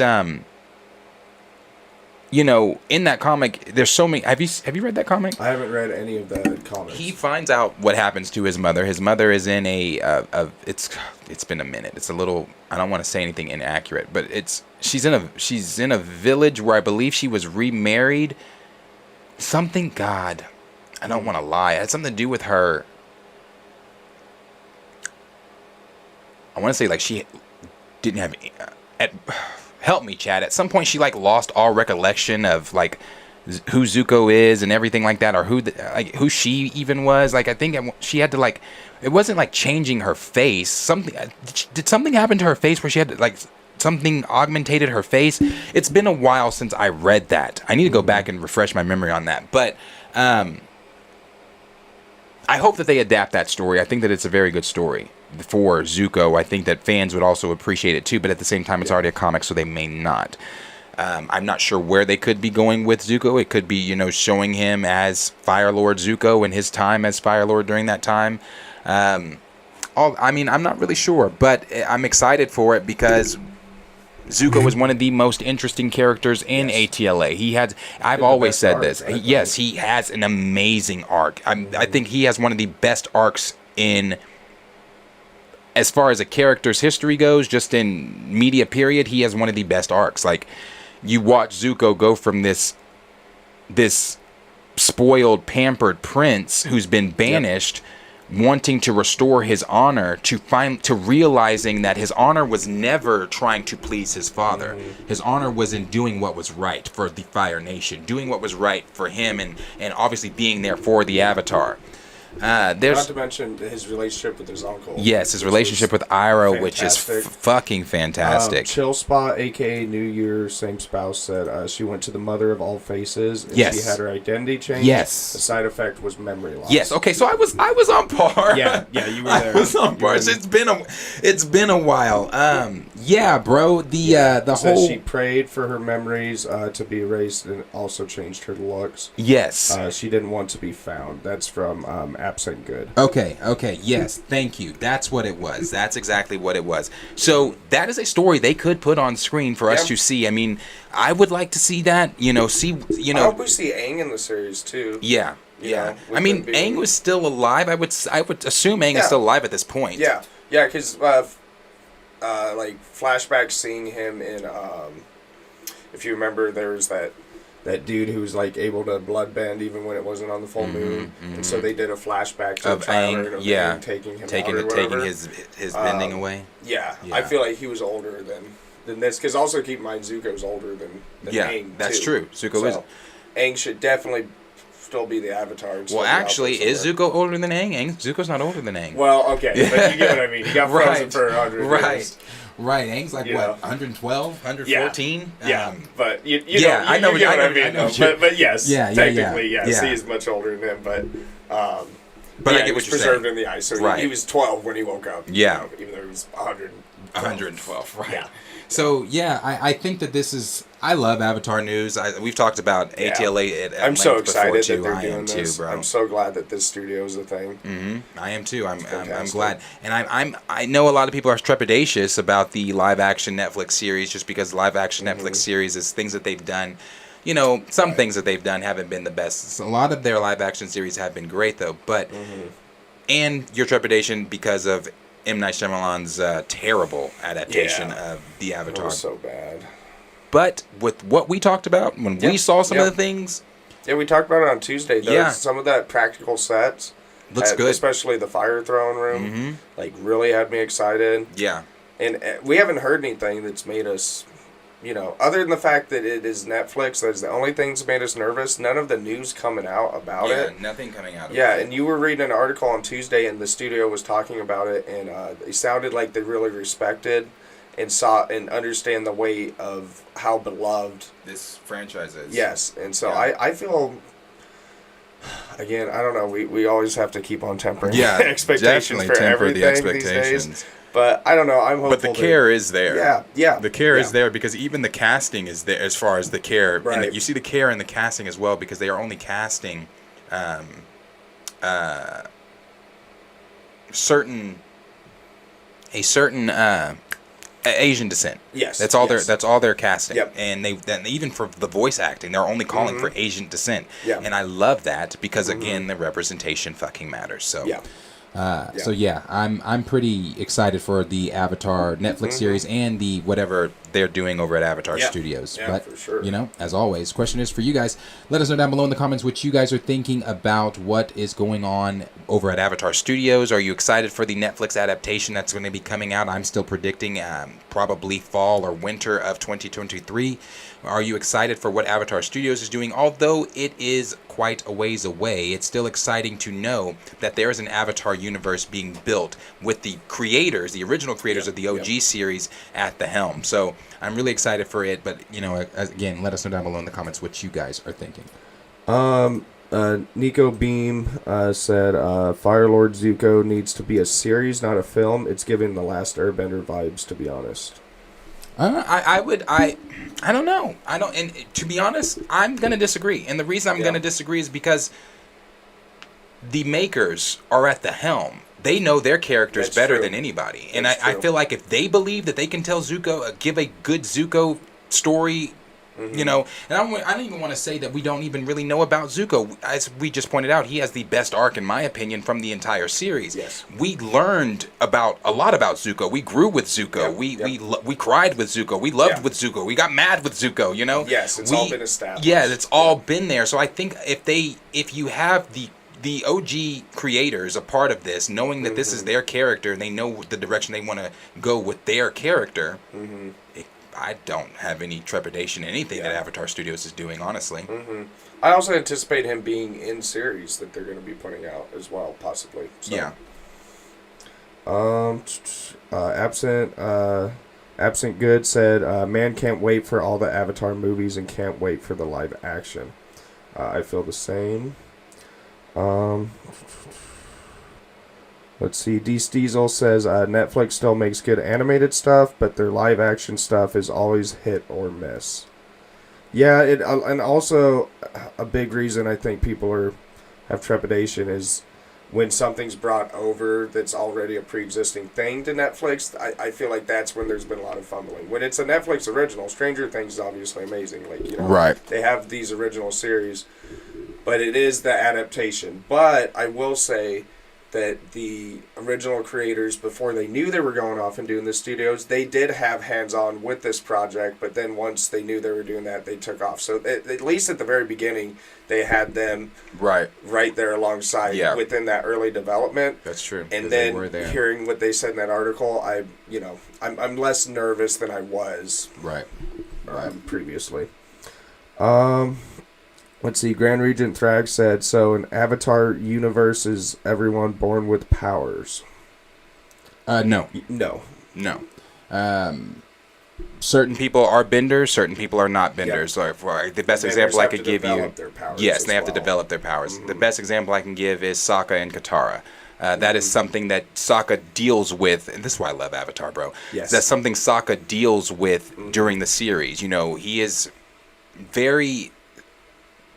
he's very self-conscious of the fact that I don't have any bending powers. Like, what do I bring to this group? I'm the guy with the boomerang. I'm the guy with this, you know. I bring nothing to this group. You're an earthbender, you're an airbender, you're a waterbender. What am I, you know? But you see Sokka's importance to the gang is he brings... Without Sokka, there's so many moments that they wouldn't have made it out of because of Sokka's mind, Sokka's brain. So it's not all about the bending. Sometimes people without their bending abilities, he develops and matures big time. And he works through that at the end too. Like he gets past that and realizes that he actually does have a role and he is important. And I think even one of Aang's kids, only one of them had bending powers, didn't they? In Korra, the one that he favorited. So he had, let's see, his son, he has this son who was an airbender, and then he has the one that he named after Boomy, he has no powers, and then he has a daughter, but I want to say his daughter was a bender of some sort, wasn't she? Okay, she might have been. I think she was a waterbender. She was. So it's the one. I want to say she was a waterbender, but the one named after Boomy is not. No. He's the one. But then doesn't he find out in the end of Legend of Korra that he turned out to have powers? Don't ask me. He didn't know. I want to say that. I barely Tell me in the chat if I'm wrong, but yeah, I haven't watched Korra as many times, obviously, if I've watched the originals. But I think he, in like a final battle toward the end of that Korra series, I want to say that he ended up finding out that it turned out he had powers. He might have. He went to fall off a cliff and somehow like saved himself. I I'm the worst person to ask about memories of Korra. I remember Korra, but not like that. And I see. Yeah, Raymond said Stamina said we're gonna need Darius to set homework practicing reading aloud. Listen, Darius is not a reader alouder.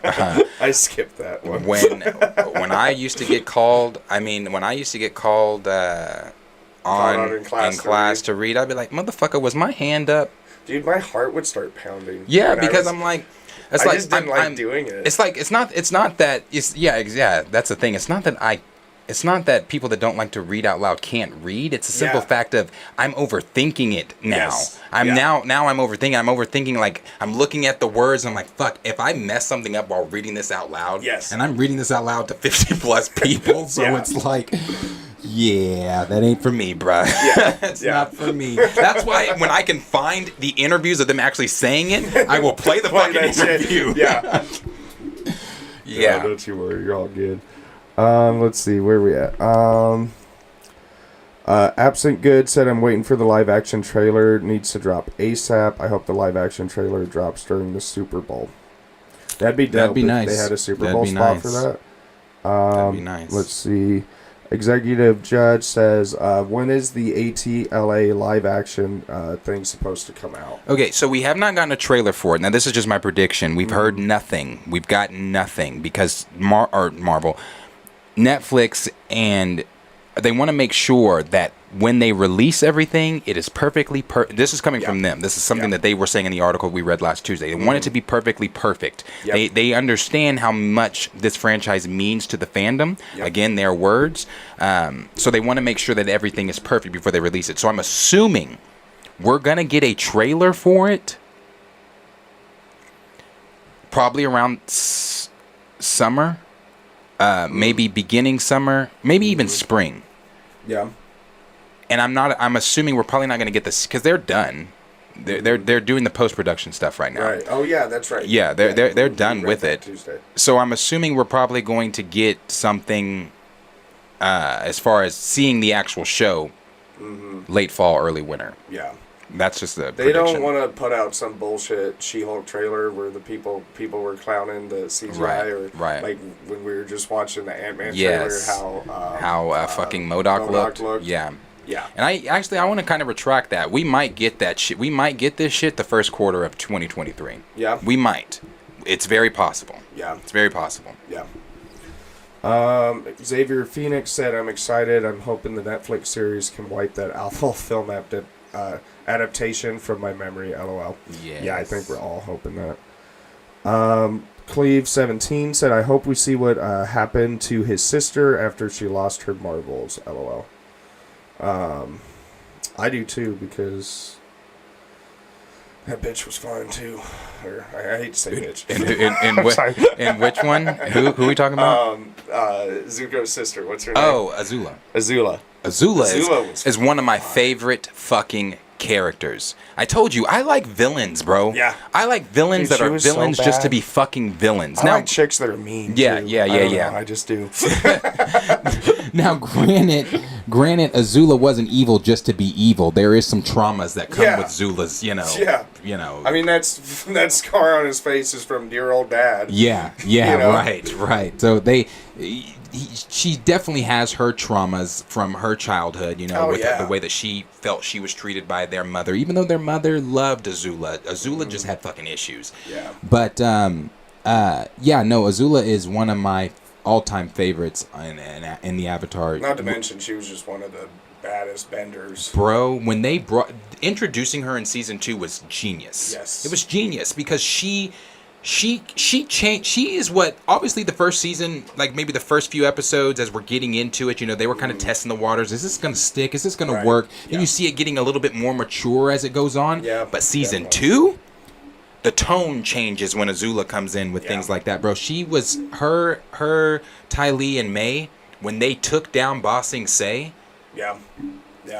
In the whole drill thing that was going on, when they were trying to get into Ba Sing Se, her electricity. I love the fight at between her and Zuko at the end when and she's Zuko, laughing maniacally Yes. and you know charging up. I'm like, bro, it's so fucking Well, she good. fucked up Aang for a while, and he had to like heal up for a while from giving him a lightning they thought bolt to that the back, right? they thought she had Yeah. killed Aang. That's Yeah. that's what it was. They thought that she had killed Aang because he had let his guard. That was one of the major themes throughout. Though that storyline was, if he goes into the Avatar state and you are killed in the Avatar state, then the Avatar will cease to exist. Right. And he was trying to learn how to let go of everything at that point. You know, learning how to let go of Katara, learning how mainly Katara, and you know, but then he went in the the stone, the diamond stone that he earthbended, went in there, came out in the Avatar state, and Azula took that shot. Yep. Damn, I was like, fuck. She was so bad. Yeah, she was tough, bro. She was tough. She was. And I hated that too because Zuko was playing on that. He was conflicted. Do I help them or do I help my sister and restore my honor? You know, so, man, I'm telling you, if you haven't watched Avatar, It's so good. Dude, it was crazy. We were kids watching Nickelodeon. Like, the level of story. It's like, I'm sorry, is this the fucking Sopranos? Yeah, 'Cause this bro. is like around that time. yeah. But it was a Nickelodeon show. Week to week, I remember. Week to I week. remember the final season and the final. You know, like they did the final 2 episodes in parts, didn't they? I think they did Pretty like 2 sure parts. They did. I didn't. So, like, it was halfway through the second season when finally my friend got me to watch it. And Oh, I okay. went back. So, I didn't watch the first season episode to episode, but everything, like, halfway Afterway. through season 2 and on. Yeah, did. I was there from the very beginning because I remember seeing and I was like, "What is this?" Yeah. And then seeing the show come on, and I was like, "Oh, this is good. This Yeah. is fun. I like this show." And then from there, I just came hooked, bro. Yeah, I resisted it at first, honestly. I thought that I it wasn't my taste and I wasn't going to like it. Mhm. And then none of my friends would shut up about it. And then I So watched good. an episode at It's my friend's timeless. house, and I was like, oh. Yeah. It was just a random episode, and then I just went, I don't even remember what it was, but I Yeah. just went back, and yeah, I've loved it ever since. Timeless, bro. Let's see.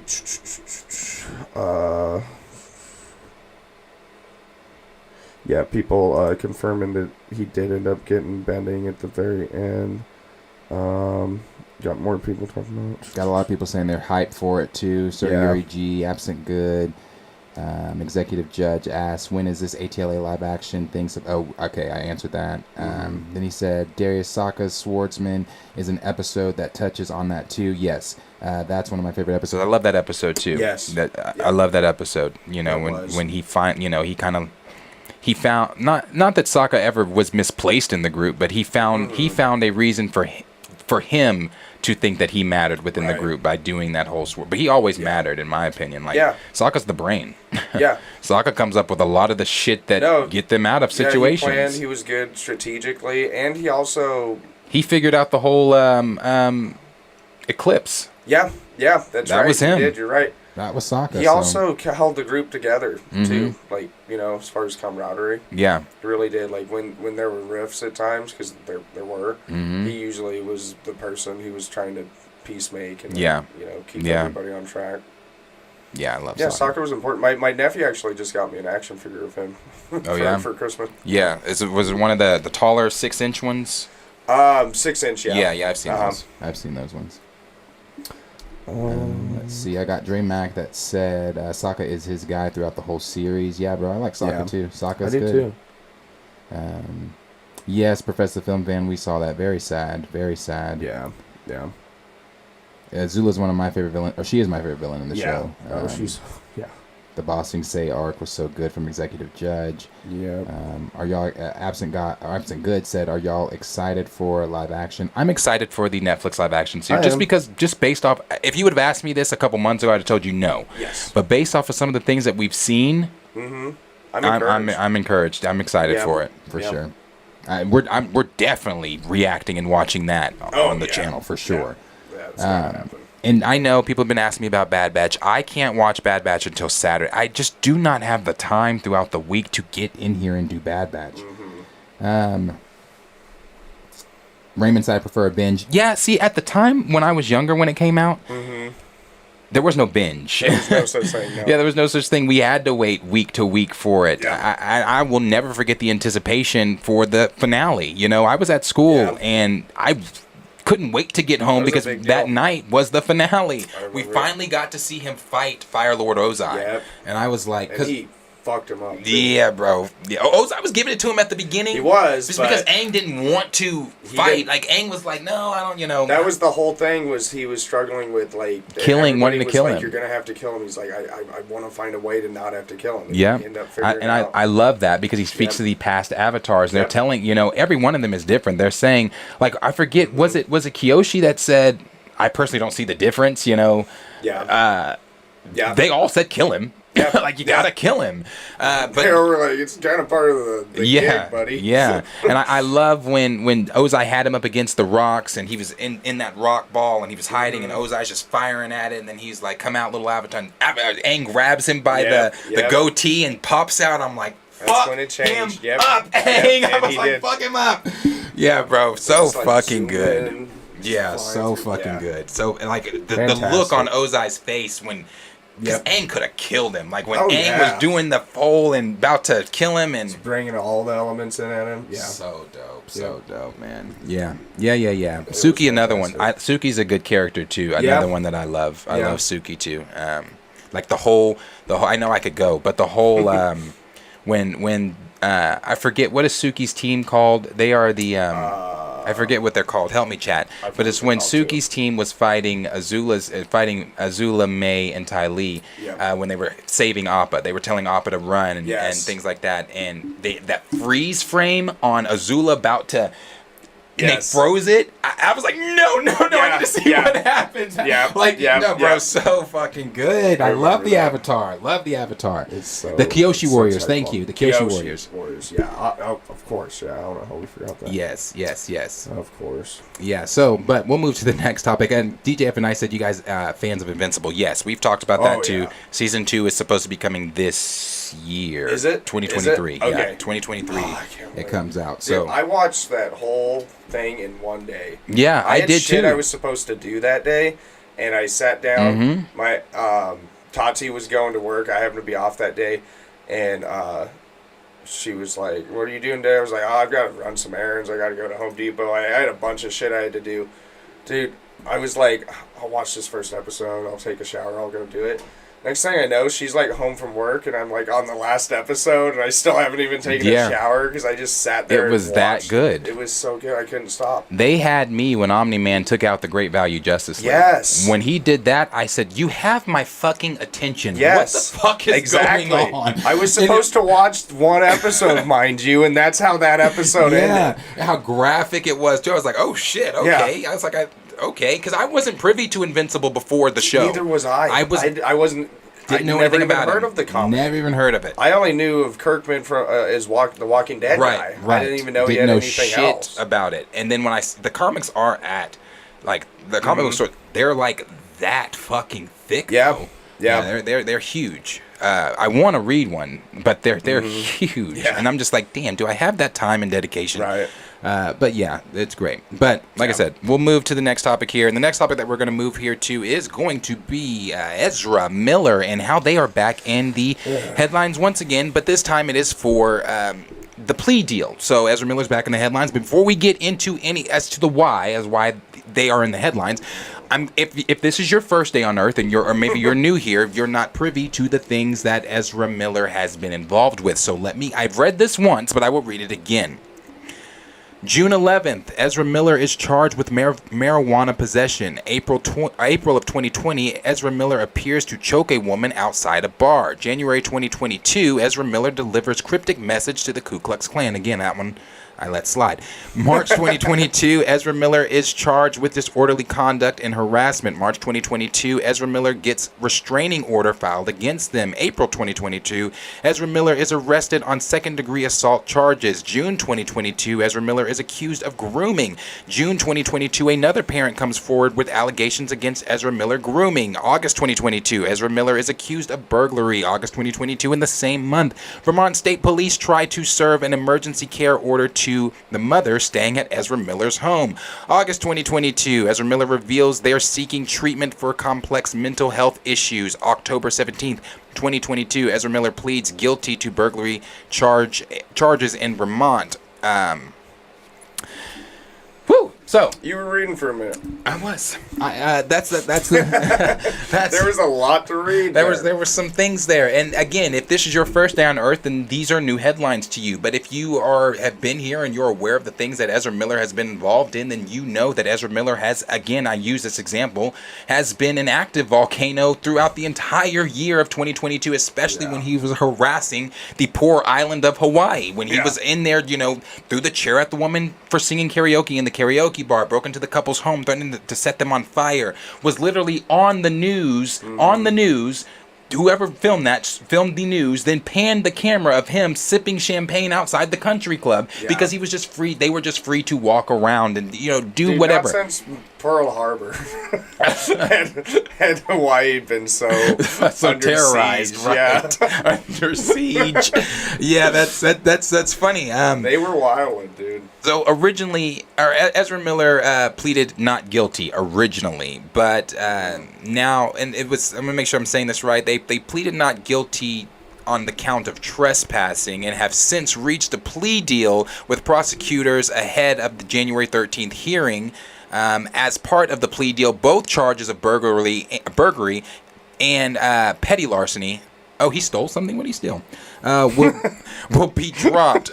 Why'd he steal? Miller is to be placed on a year probation and will also be fined a whopping, and I do mean a fucking whopping, $500. I can't believe that shit. So the court case involving.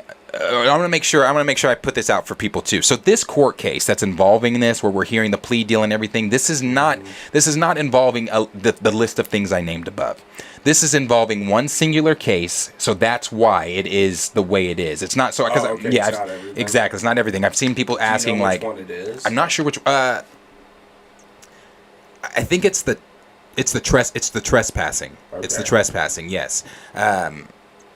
It's trespassing, and there was some charge that would have landed him 25 plus years in jail or something like this, and I think this charge even could have landed him 3 months in jail or something like that. But his lawyer got with the prosecutor and everything, and they discussed, and this is what they came up with.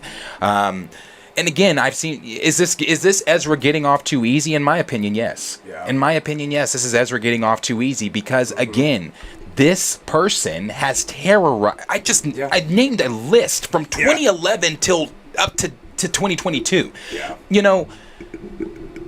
I don't know what Miller's going to be involved in 2023. As the report came out last week that DC and Warner Brothers were possibly going to be moving forward with him in their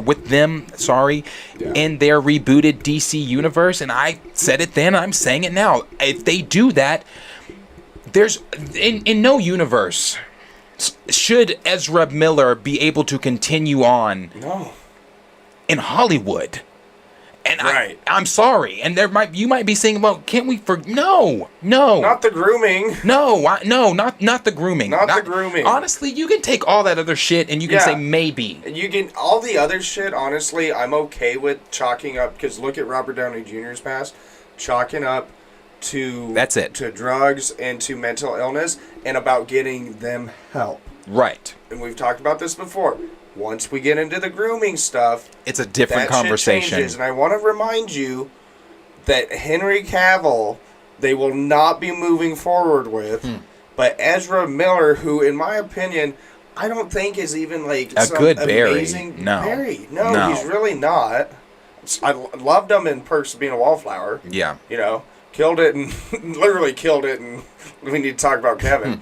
But I don't even think they're particularly that great of a Flash. No, I don't think they're that great of a Flash either. And until proven differently from DC or Warner Brothers, I don't believe that they're moving forward in the DCU. I just don't. I think that. How do you? That's just. What a way to. I mean, think about it. Right, yeah. We've already been talking about how muddy the situation has been with this newly revised reboot.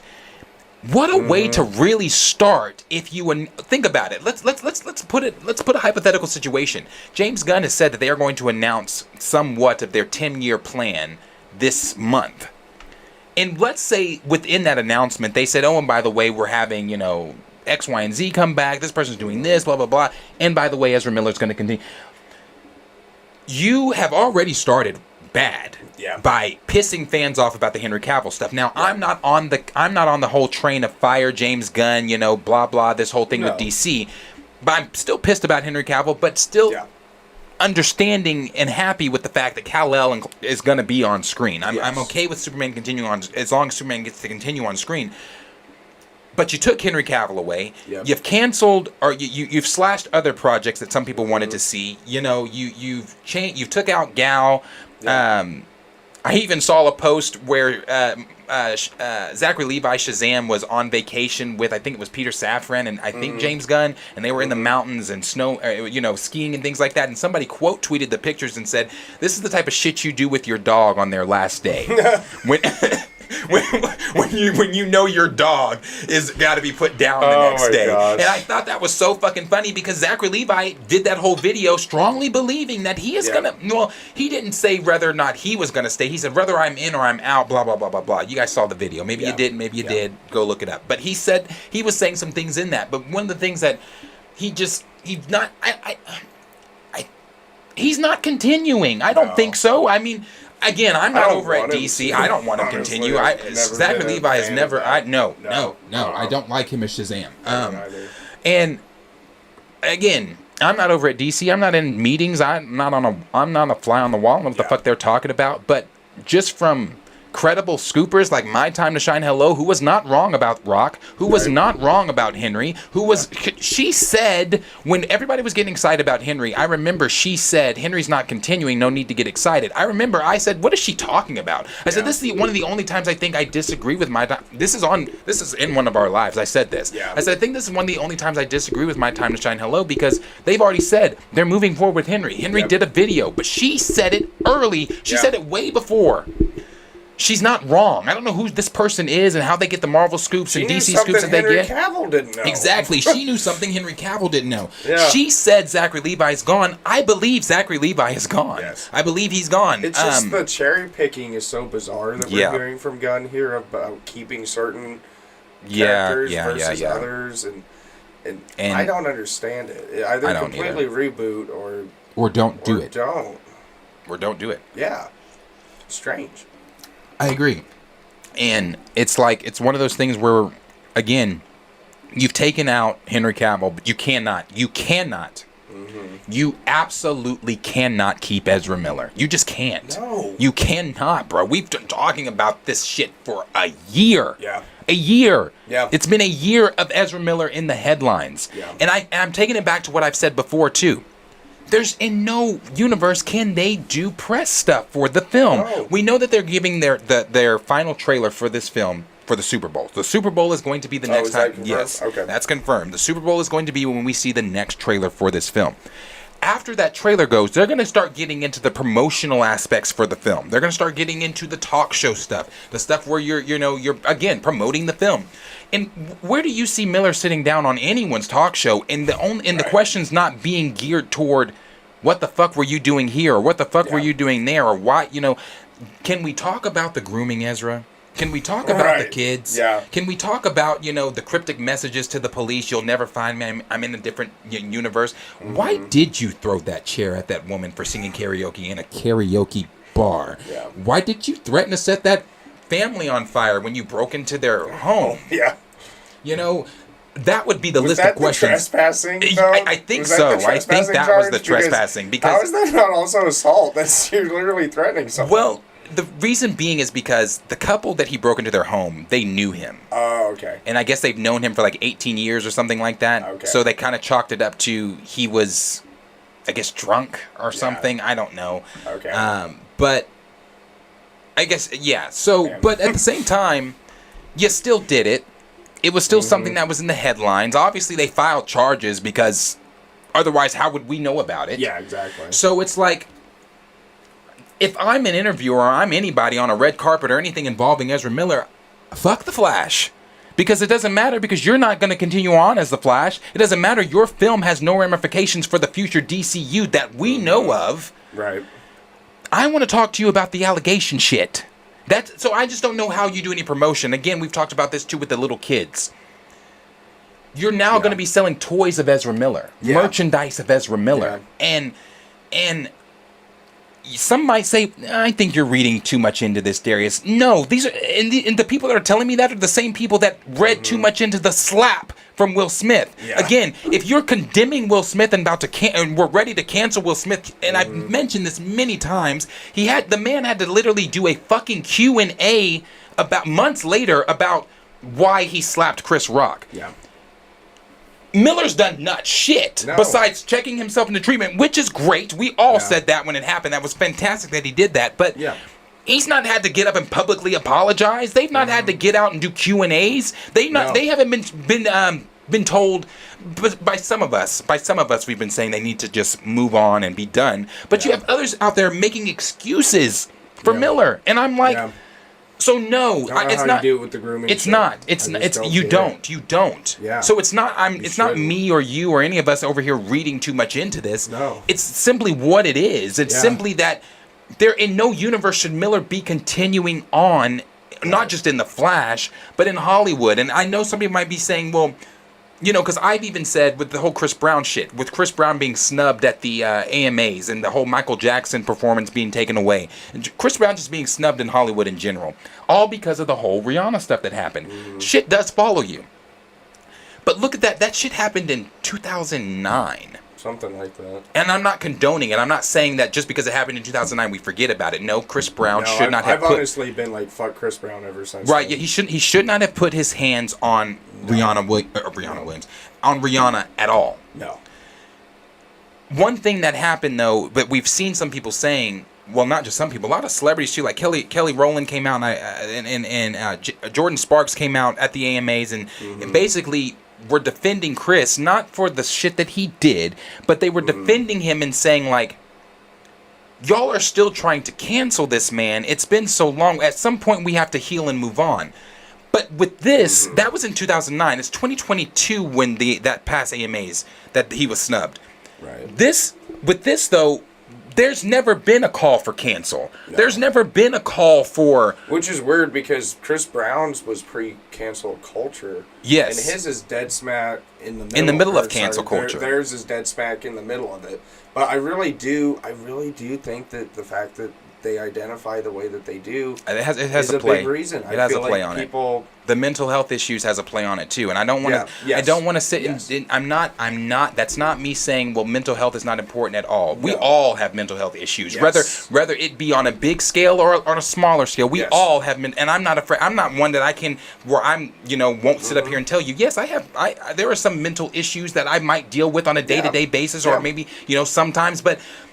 So that's not me downgrading mental health issues at all. We've made it clear we want them to get help. Exactly. But when you start using your mental health issues as a crutch every single time you are in trouble for something, it starts to become hollow. At a certain point, a crime is still a crime. The reason why you're committing some of these crimes might be mental health, yes. And let's get you help. And you do that and go through those channels, but I'm just going to say it again.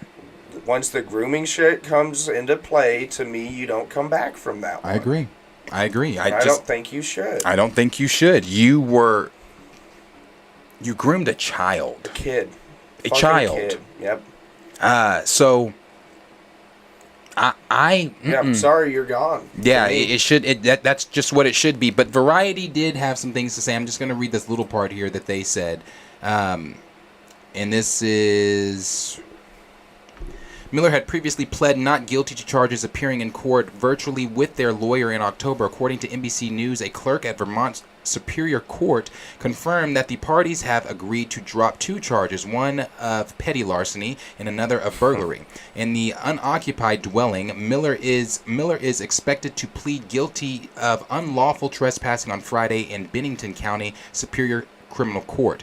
Court documents indicate that the prosecutors are recommending that Miller face 89 to 90 days in a suspension sentence, in addition to years probation. To a year's probation. Now that's a year's probation, and a $500 fine. The maximum sentence would have been 26 years in prison. I said 25, so I know that's only one more year. But shit, every fucking minute counts. Right. The Vermont charges, and that's not me saying like I want to see Ezra Miller in prison. I don't want to see anybody unless they absolutely deserve to be in prison. But. Yeah. The way he's looking at me right now, but these charges, bro, the charges, I just can't. I mean, the grooming. I think the Vermont charges are only one group of series, yes, of the controversies and legal issues that Miller has faced in the past years. The actor was twice arrested in Hawaii, first for disorderly conduct and harassment, and then for second-degree assault. Miller has also, I think that's when he threw the chair. Miller has also previously been accused of choking a woman. That was in Iceland. At an Iceland bar. Last August, Miller apologized for their behavior and stated that they would be undergoing mental health treatment. The actor was introduced as Barry Allen, aka The Flash, in 2017's Justice League. Miller will star in the superhero's first film, set to hit theaters June 23rd. Yeah, I mean, to me, I think the $500 though. Yeah. That's like what? Yeah. A $500 fine and a year's probation. Mm-hmm. There are people that get caught with weed that get sent to prison. Yeah. That's wild. Exactly. Like you can get pulled over and get sent to years in prison for possession of marijuana. Yeah. But you can groom a child, harass people, harm people. Yep. As a celebrity. Also. Right. Keep in mind how many people get arrested for, say, something like a couple grams of fucking weed, which who fucking cares anyway. And then maybe they're impoverished. In our system, we have a cash bail system in this country that if you're rich, it's in your favor. If you're not, literally Rutgers Island, the whole purpose of Rutgers Island is that if people can't afford to bail out and they're awaiting trial, they just ship them off to Rutgers until they have their trials. And it's like it's overpopulated. Oh, so shit. we're talking about people who I've read and seen people on videos I've watched, people who the stupidest crimes, who they were in there for months because the courts were backed up, waiting just to be able to have their court date. But if they had just a relative who could have given them $500, they could have bailed out. Right. And so there's that level too. We're talking about someone who has fucking money, and you're still, because I guarantee you $500 wasn't the maximum penalty. If it was punishable by up to 3 months in jail, then it would be more than $500. So somebody who $500 is nothing to them, they're going to do that, whereas they throw the book at other people who have a public fucking defender. Right. And can't afford, it's a corrupt, we're all adults here. We're all not stupid. All know. We all know how our justice system works. Right. If you have money, you're good. If you're not, you're not. Yep. And this, I've said it many, many times, privilege is a motherfucker. Yeah. The privilege that is being displayed here is on full display. Yep. Very much to put it mildly. Yeah. It's on full display. Yeah. But as always, question is for you guys. Let us know down below in the comments what you guys are thinking about what's going on with Ezra Miller. Are you thinking that this doesn't make any damn sense? I mean, I don't know how you can think anything else. I don't even want to pose another question because there shouldn't be another question to pose. No. This is the only thing that should be done is Ezra Miller should be completely done as the. I do believe they're done as a Flash. I don't believe the report that they're continuing on, and if they are, I don't. That's for another conversation. But let us know down below in the comments what you guys are thinking of these new reports coming out with Ezra Miller. What are they saying down there? Kenny Pierce said, let's let the pot possession slide too. Grand Regent Thrag said Ezra really thought he was the Sorcerer Supreme, LOL. Yeah, he called himself the Messiah too. Yeah, yep.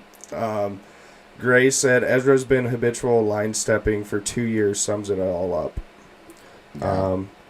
Grand Regent Thrag said he choked a fan in the store and told another fan he was going to knock them out. LOL. CGZ said the segue from Invincible to Ezra Miller was genius. I agree. I enjoyed it as well. Xavier Phoenix said Ezra been up to some things. Oh, yeah. Raymond said, you should have seen the coddling of Ezra Miller on today's episode of John Campea, and then later the yearly downing of Chris Brown by Campea. My God, every day I inch closer to unsubscribing from him. Yeah, see, I'll tell you, That's the same thing that I have with it. Like, don't get me wrong. Don't get me wrong. Make no mistake. Chris Brown had no reason putting his motherfucking hands on Rihanna. None whatsoever. And vice versa. She had no business putting her hands on Chris. Mm-hmm. They have both candidly spoke about it publicly in interviews. You know, Chris Brown did that whole documentary thing on it, that whole in-depth interview thing on it. But I stand with Kelly Rowland and Jordan Sparks and the rest of everybody from the AMAs when they say, enough is enough. You cannot continue to snub Chris Brown for some acts that he made when he was, how old was he, 17 at the time? 18? Was he that young? He was young. He was young. He was a kid. Yeah. He was a kid. He made I'm not condoning it. God, Yeah. I'm not condoning it. But he was a child at that time. So are we really going to continue to kid those sins on him years after the fact? I think time is the biggest factor with yes, that one. the time is the biggest factor with the that other one. thing is this is the issue because, like, okay, I'm saying me personally, I love Rihanna and I also feel very strongly about men putting their hands on women. So I've always felt that way about Chris Brown because of that, you know.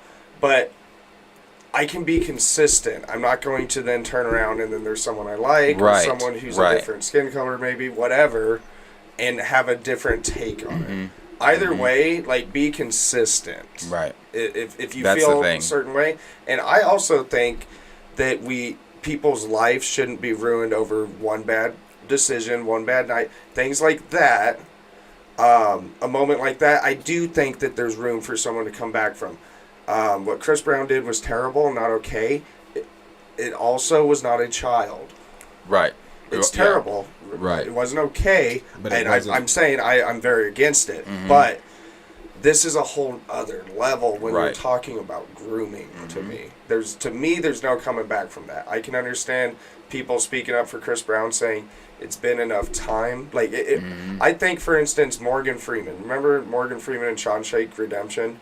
How he would keep on going in there and he could keep on every year getting denied being released and showing that he made a stupid decision when he was like 16, 17 years old, and look at this old wise man who's clearly not the same person. That's what can happen. You can make a really bad decision and decades later not be that same person. Now, I don't know Chris Brown personally, so I don't know, has he made changes in his life? Is he not that person? I'm not assuming one way or the other. Right. But that is allowed. Right. But when kids are involved, I'm sorry, there's no coming back. There's no for coming me. back from the kid thing. Yeah. And I stand with you, Raymond, on that. I don't know about me, you know. Well, I stand with you on that because I was listening to John and them talk about Ezra today as well, and I turned that topic off because it was frustrating. And the reason it was frustrating was because this is the same. Again, as I said last night, I adore John. Yeah. As I've said many times, our channel is loosely based on the John Camp, like what I look up to John as a content creator because he has a brilliant show. The way his show is formatted is brilliant. Some of the things that are said are not always brilliant, but his show itself is brilliant. I exited out of that conversation because this is the same group of individuals at John's channel that when Will slapped Chris, they for weeks would not shut up about it. Right. For weeks, John and crew were throwing stones at Will. And I always say this, let he without sin cast the first motherfucking stone. Yeah. Because nobody's house is made of fucking glass. No. Yeah. And when you start to throw stones, you better make sure that if I throw a stone back, not shit better crack. Yeah. Because you're not going to come at me and continue to throw stones at me when you don't even, like, we witnessed Will Smith do what he did. Yeah. Right. But if you can look at Ezra Miller and say, well, they have mental health issues and blah, blah, blah, blah, blah, but you can't look at Will Smith, and he's talked about this, bro. He talked about how he would never let another female woman that he loves be treated in any way, verbally, physically, or any type of way, abuse. Yep. Now, you might be saying Chris Rock just made a simple joke. Well, it wasn't funny to Will. It wasn't funny to Jada. And yes, Jada's a fucking clown herself. Yeah, yeah. But it wasn't funny to Will. All the more reason to understand why the dude cracked and to have some sympathy for him. He had just been the butt of everybody's jokes for over a year. How long? Right. Yes, and that's how I felt about it. I this is what I felt, and I think at the time I had just come on the channel, and I said this at the time. I wasn't calling for anything for Will at the time, because you have to understand, not a bad thing's ever been said about this guy, and he's been famous since how long? Right. Not a bad word. He's had nothing but the best reputation. Like people who hate on LeBron, it's like, name a scandal that LeBron had. Right. You know what I mean? Right. Like that type of somebody who's been famous under a microscope since such a young age, and then they did something like that, clearly cracked in the moment, and it took away. Here's the punishment. Dude finally won an Oscar. Nobody remembers he won an Oscar that night. They remember that he slapped Chris Rock. He had canceled projects. He had all kinds of things like that. Had to apologize publicly multiple times. Meanwhile, Ezra Miller's still got this premiere coming. Right. You know, Kevin Hart made a gay joke, tweeted a gay joke a decade before, and he couldn't host the damn fucking Oscars. Right. Forgot about that one. There's another one. But when it's white, it's right. And that's just what it seems like it really comes down to. I know people don't like to... Dana White. Don't want to have Dana White. I don't know if you saw. Yes, I did see that. I did see that. Now, I'm a big UFC guy, you know. Mm-hmm. They're not covering it at all. Stephen A., I couldn't believe it. Stephen A. was coming out and saying, like, basically making Dana into, like, a victim and how he feels for him and what he's going through right now, and he loves him like a brother and he hopes the best. And I'm like, I hear Stephen A. get on there and rant too. about all these players. Anytime they do anything, there's no consideration about we need to be thinking about the family, and, you know, she shouldn't have put her hands on him either. It's like, okay, no, she shouldn't have. She was wrong. His wife hit him first in that, but he hit her back and then hit her back again, and then it looked like he went to go stomp on her, and nothing's happening to the president. If it was a commissioner of NBA, of NFL, of anything else, they'd be going after him. ESPN won't even report on it. Yeah, his literal last name is White too. Yeah, I'm telling you, it sounds about white to me, and it's just. I know people don't like to throw race in these conversations, but race is an integral part of these conversations. Because I'm sorry again. I'm sorry that I'm not sorry, because y'all threw stones at Will, and I'll never forget that. Yep. I'll never forget that. I will never forget the treatment of Will Smith for slapping someone out of what he called love in defense of his wife. And I thought the slap was fake. It's not like he went up there and decked the dude and Rock was out cold. He gave him a little smack. Like, it's not okay. He didn't go up there and beat the shit out of Chris. Yes. Right. He went up there and he slapped Chris. He went sat up there back and down. Embarrassed himself. Right. Is what he did. Right. And like that was it. That was it. And for me personally, as I've said, I said it the day it happened when we talked about it here on this channel. If it would have been me, I'd have done the same shit. I'm sorry. I've talked about my sister, my mom, my relatives. If you come at someone I love, especially you said your sister's boss. I remember. You telling me that. If you come at my little sister like that, because she is the baby. You come at my little sister like that. You come at my mom like that. You come at somebody I care about and love like that. Yep. Like, what are we talking about? We're throwing hands at that point. Yeah. We're going to throw hands at that point. And then you publicly did it in front of millions of people. Yeah. Chris Rock, you made a documentary about black hair, and you know that this sister is dealing with alopecia, and you made a black joke like that in front of her, in front of everyone, G.I. Jane joke. And I'm not sitting here condoning or like defending Jada like that, because I have my issues with her. I think anybody does. But the difference in reactions. Right. Yeah. It's just like I said. I'll never forget that. And I'll never forgive that either. So when it comes to John and them defending Ezra, when it comes to John and them some of the things that they, John wants to 1 minute, like Raymond say, go hard on Ezra, then the next minute kind of coddle Ezra. I mean, I'm not here for that. Either go hard, like I'm not here for it. So I'm gonna go hard on him every time. Yeah. Every time.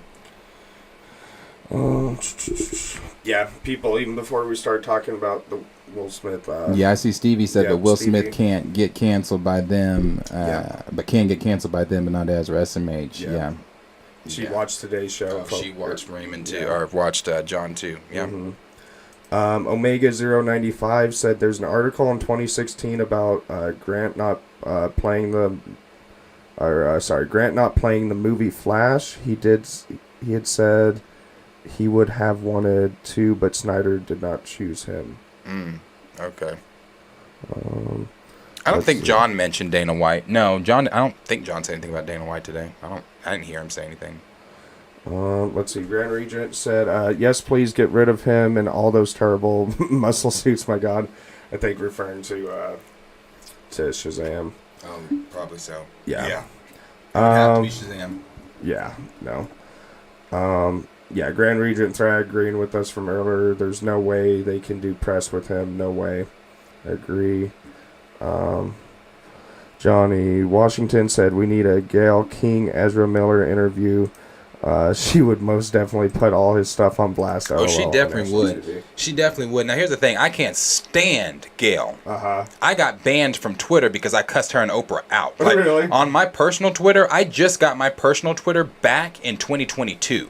That shit was deleted since, well, I couldn't get on it. I couldn't access it for all of 2021, all of 2020, because I went smooth the fuck off on both of them for their comments on Kobe Bryant. I was like, nah, bro, fuck all that shit. I was like, you Was this two, after he died? Yes. I was like, you two motherfuckers have been playing blackface your entire lives. You don't get to come in and talk about Kobe like, nah. Were they I got bringing banned. up the rape allegations? Yes, and that pissed me off. Why Really, the fuck are you bringing that up? That take because there's a comedian, Ari Shafir, who he made a joke about it the day of, and it was in really poor taste, and like his tickets, like his career tanked. Yeah. Like to this day, he just released a special, and he's kind of getting back in better graces. But his was actually as a stand-up comedian making a joke about it, but I had no idea that they had those takes. Yeah, Gail came out and was talking about how, the rape and all this shit, and meanwhile, this man hadn't even been 48 hours. Yeah, think about here's what people too during that time, I was like, his fucking daughter died too. Like, can you all shut the fuck up? Exactly. Think about that poor woman and those surviving daughters. Like, think about them. Stop bringing this shit up. And he was proven innocent anyway. It was proven innocent. That woman, he wasn't the first person who had money that had been accused. Yeah. That's that's why. It's the reason I never was burning any Kobe jerseys. Right, bro. That smelled fishy to me, and we were young as hell. Yeah, we were when young. That happened. We were young. young. I remember my parents at the time saying "Oh, this chick just wants money." Yeah. I remember my parents saying the same thing. Like, this chick wants money. There's more to the story. There's a reason that since then that there is literally an introductory course when you go into the NBA. One, they've always done it on how to manage your finances, but the other is how to deal with women and as far as these consent groupies, forms, and about not leaving condoms in hotel bathrooms. Because literally there's these you can get that will fucking turkey baste your shit. Yeah. There's literal the NBA as a response, and I'm pretty sure they started that after the Kobe. They might have. I want to say they did, but at any point, it just lends itself to the fact that. Nah, fuck Gail and Oprah, bro. I can't stand. I've never. For me, it's been fuck Oprah for a minute, but Gail. Fuck her too. As of 2020, and like I said, as soon as I got my Twitter back, the first thing I did was tweet Gail and say I'm back. So, because I was, like I said, I went off on them, bro. I went off. It was so bad that I tried to get on my Twitter later that night, and it was like, you can't. That's funny. Hungry Almighty said, imagine kids who don't know about the killer situations buying toys of his version of the Flash. Thank you for the subscription. Thank you. It's from Eric Scott. Appreciate you, Eric Scott. Let's see. Raymond said, we were just talking about this in the Discord when I shared that John Campea BS. They'd slam Chris Brown but coddle and go soft on Ezra. Racial hypocrisy. Yeah. It is. It's when it's blatant, it's blatant. When it's blatant, it's blatant. We're not always making things racial, but when it's obvious, it's obvious. Right. I get annoyed pussyfooting around it. I don't want everything to be made racial because that gets overplayed. But when it is what it is what it is. It's true. You can't just pretend to be stupid. Let's see. Xavier Phoenix said that privilege rears its ugly head. The coddling of Ezra pissed me off today. Yeah. Omega 095 said, okay, look, how about you open Anna Rose videos about Ezra? The media didn't bother to interview her, but the Savage Bat channel on YouTube had interviewed her about the Ezra's false allegations. Oh, really? I haven't heard anything about that. Sir Yuri G saying privilege at its finest here, honestly. Gray said, none of us folks got smoke for Dana White or Paul Haggis either. Yep. Raymond said, oops, I accidentally skipped past what he said. He said, in the hood, if you disrespect someone's wife, you'd get worse. He'd better be glad Will tucked that Philadelphia born and raised in his backpack for all those years. Yeah. Who said that? Raymond? Raymond. That sounds like Raymond. Yeah. I'm trying to find it. Where did he say that shit? Let's see. Under like Connoisseur said literally every Stephen A. Says that off the weed I hit the blunt. I love that. That weed. Then oh, I see. Did you find it now? Yeah. It's funny, Raymond. Omega 095 story of Omega attacks Hawaii, but sounds a bit nonsense to me because that case happened after Zack Snyder's Justice League Flash reversing time won best cheer moment on Oscar beating No Way Home and Endgame.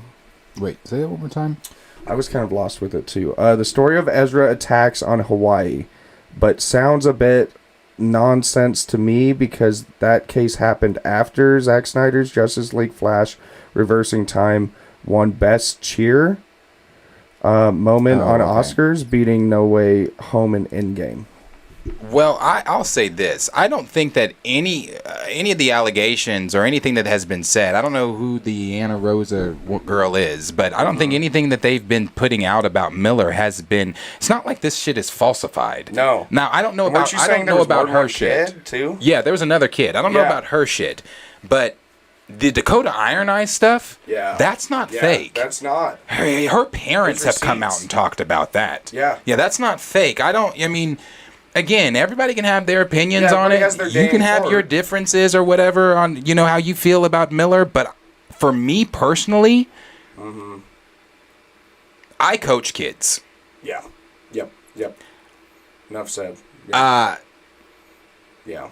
If one of my boys, I always, when we go out of state, I always tell my boys, and my boys aren't like, my boys now, my current team, they're 8th graders, so they're 14. Mm-hmm.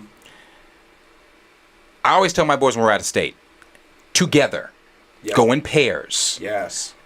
Make sure your locations are on so I know where the fuck you are. Yes. Good on you. Because if one of my boys came up to me and said, someone tried to touch them in a certain way or something, there are no words that need to be said. Because I'm not coming up to ask you, did you try to... Right. There's no words. Yes. At that point, it's hands and only hands. Yeah. A child is involved with Ezra's allegations. Correct. Regardless of any of the other things, a child is involved. Yes. And when a child is involved, everything else you can dismiss. Fuck the larceny, fuck the guns, fuck the chair. Exactly. Yeah, sure. You want to chalk that up to the mental illness? Fine. Yep. But a child was involved. Correct. Yep. I think that's the main point. Let's see. Gray saying also Stephen A., but not Dana White, Brett Favre, and Jerry Jones. They were close friends of mine. Yeah, exactly. That's how I felt about that too. Johnny Washington, my uncle slapbox each other every family reunion the next week. They chilling under the tree, laughing like nothing happened. It was just a slap, and people got to get over it. That's the thing, is that I felt like that was so overblown. Yeah. Andre, where crying, laughing, cussed Gail and Oprah out. That's pretty funny. Raymond said, I remember Ari Shafir, he needs to be re-canceled. That's the comedian I was saying. Oh, yeah. Okay. The Kobe shit. I'm going to read Raymond's really quick because I saw that same thing where he said, Darius, I had to stop watching because I was going to comment a super chat just to check them, but I remembered he was grieving. And Jonathan, who is their producer over there, said that guy on the show got very defensive. Jonathan was particularly defensive today. It could have been in defense of John losing his grandmother yesterday. And again, God bless you, John. He really? Lost his grandmother yesterday morning. He broke down on his show, and I went. Raymond told me about it, and I went and watched because I didn't watch the super chat stuff. He broke down at the end, and it brought tears to my eyes last night watching John because I like John, bro. I like John. Also, he's just a fucking human being. Right, he's a human being. He lost his grandmother, and when he broke down like that hurt. I was like, oh my God, that's so sad. So he was grieving, but Jonathan was particularly defensive, and I think Jonathan's defense was in defense of just probably John still grieving. He probably felt he had to be there for John. Yeah. Let's see.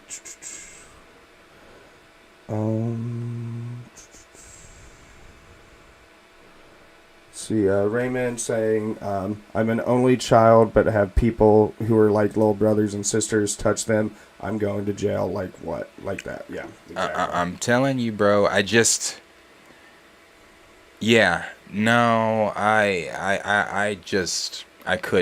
I couldn't. Mm-mm. Yeah. No. When it comes to kids. Yeah.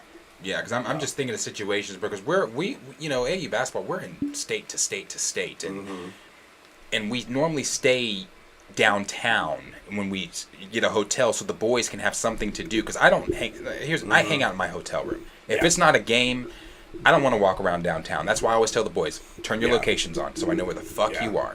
Turn your locations on. I'm going up to my room. I'm gonna chill out. Y'all do stay, together. That's blah blah exactly blah. What I would expect. Right. You to do. I don't want to, and I don't want to hang out with a bunch of 14-year-olds. I love my boys, but I don't want to go hang out with a bunch of 14-year-olds like that. But they, if they were to come back to me and say, Coach, I'm like, let me get my shoes on. Because honestly. Raymond also said, following up that message you read that I had missed about John and wanting to leave the super chat, he said because someone on the open mic kind of low-key checked them, but it wasn't hard enough, and he got very defensive again before John kind of tried to reframe the question, but he knew. I'm going to have to go check. Because, there's another day where I did not watch the questions, so I'm going to have to go watch that. Yeah, I was at work all day, so... he also now just said because the viewer mentioned kids and Jonathan was like, I have kids, you don't think I'd care, and so basically I'll have to check it out. I'll have to check that out. Okay. Later stream, not the main show, he said. And Omega 095 said, but again, they really need to recast him if they want to keep Ezra, bring back Henry. If don't, then get ready for all DC movies bombed, especially The Flash, even though I'm still watching it. I'm still gonna go see The Flash. Supposedly it's gonna be good. Yes, I'm still gonna go see The Flash because I want to talk about it here. So I'm still gonna go see The Flash. There are other people involved with The Flash that are not Ezra Miller, like Andy Muschietti, who is the director, or Michael Keaton. I want to see him back on screen as Batman. I want to see Supergirl. I want to see what they're doing with Zod and him being the villain and things like that. There are. It's Flashpoint. Yeah, it's Flashpoint. Even though the Henry shit has been removed, I still want to. I still want to see the Flash. So I agree. But let's move here to the next topic, and the next topic that we are going to move here to again. The Ezra one was our last topic. It was our last topic, but today in our Discord, again, if you would like to join our Discord, the link's there. But today in our Discord. Snyder Steppenwolf, who had to step out of the stream, sent a video that I was not privy to from a channel that I'm also not privy to, and I want to make sure I'm giving credit where credit is due. So please give me one moment here, and let me make sure that I'm giving that credit. To channel, what's their channel name here? Bear with me. I want to make sure I'm giving credit to...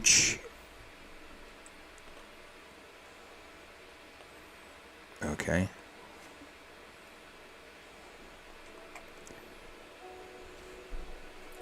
To J1 Studios. J1 Studios. Okay, shout out to J1 Studios about a month ago. Oh, okay. They did an interview with Derek Bozeman. And I find this interesting, and I want to make sure I pulled this up too. That's why I pulled this up. I find it interesting that they did this interview with Derek Bozeman, and I loved that they did this interview with Derek Bozeman because oftentimes, not oftentimes, every time we discuss recasting T'Challa or discuss Wakanda Forever or anything like that, we always get comments either from someone in the actual live stream or someone coming in a replay, and when they come in, they are just stating that they're sick of the recast crowd, or they're sick of this, they're sick of that. It's disrespectful for us to want. Now, this is the main thing I want to say. And again, I'm speaking directly to you now.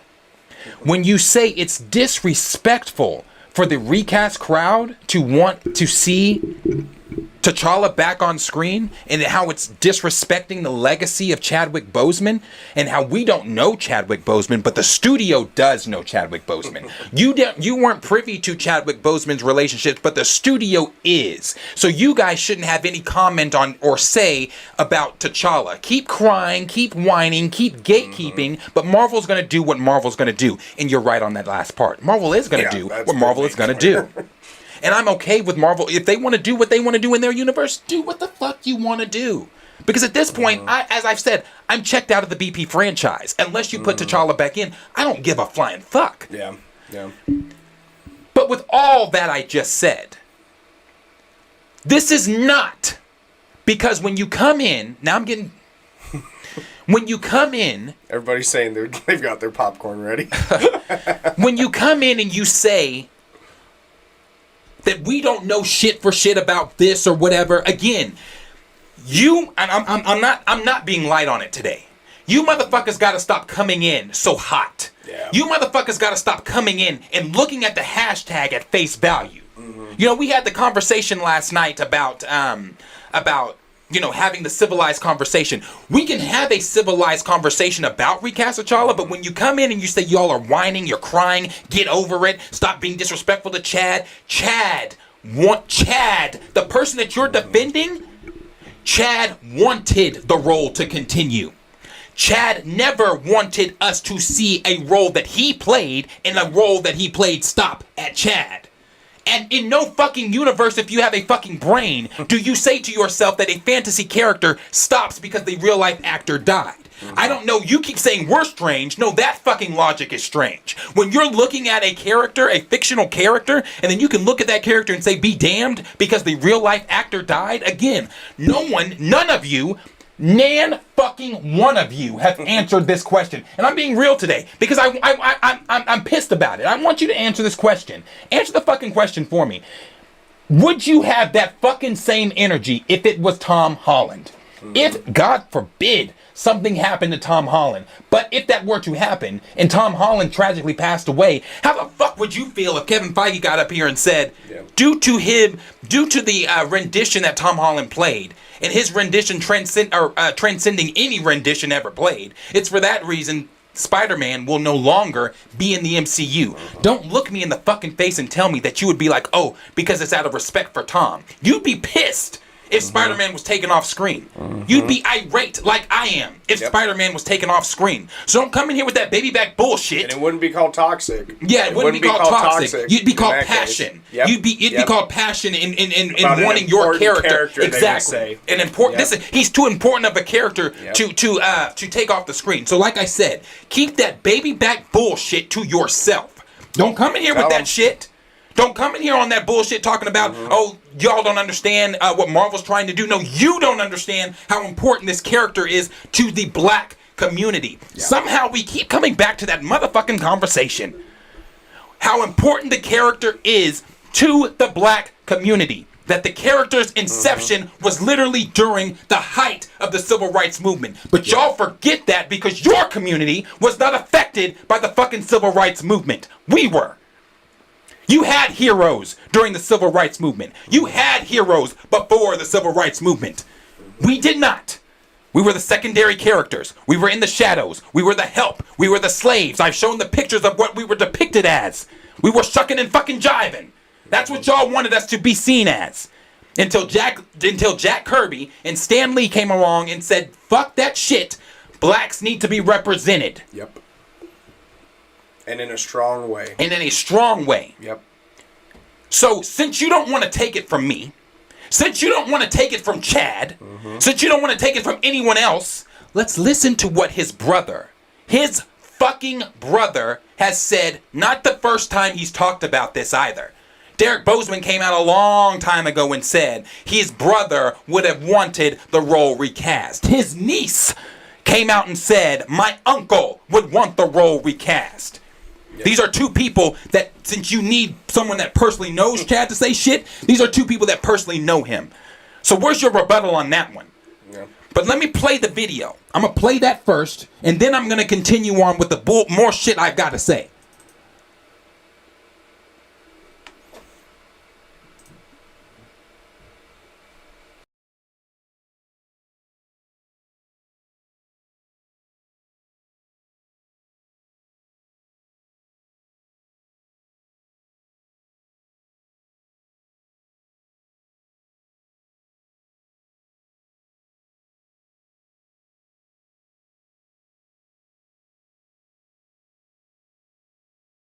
It was like going into a whole nother world.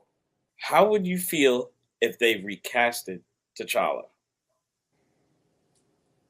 I would have been fine with it.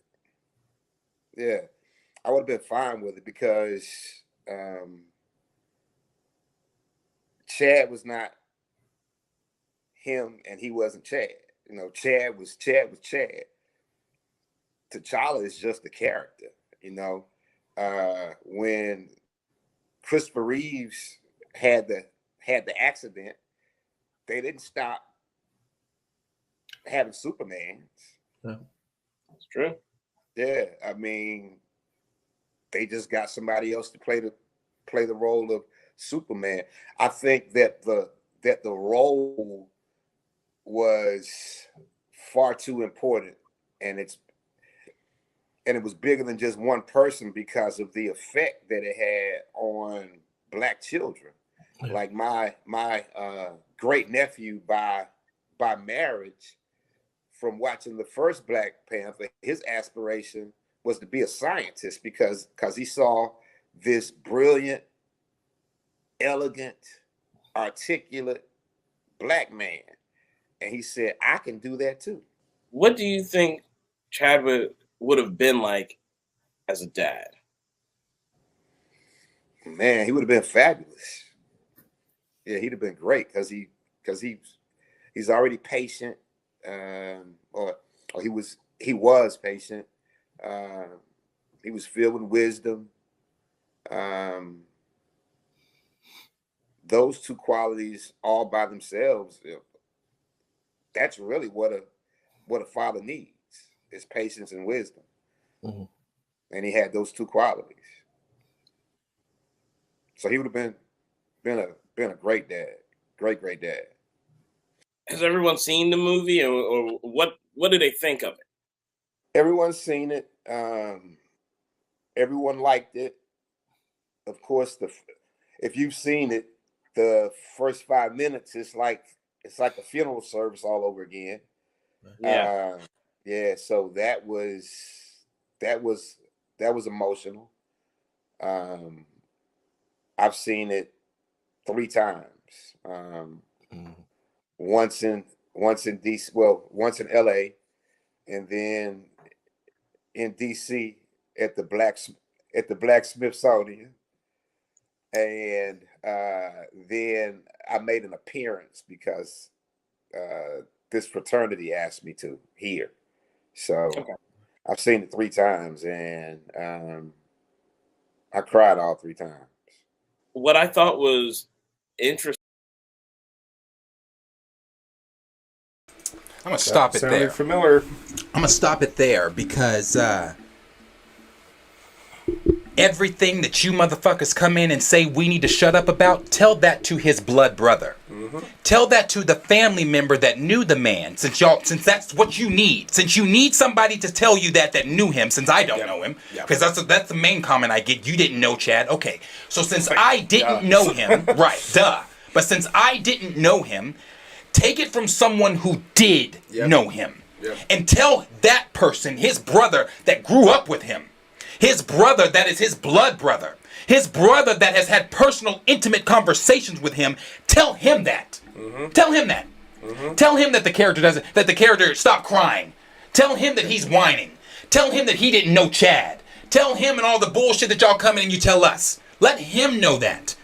This is his brother that said he wouldn't have minded them recasting the character. He also said that you're taking away a character that's important to young black boys. God damn.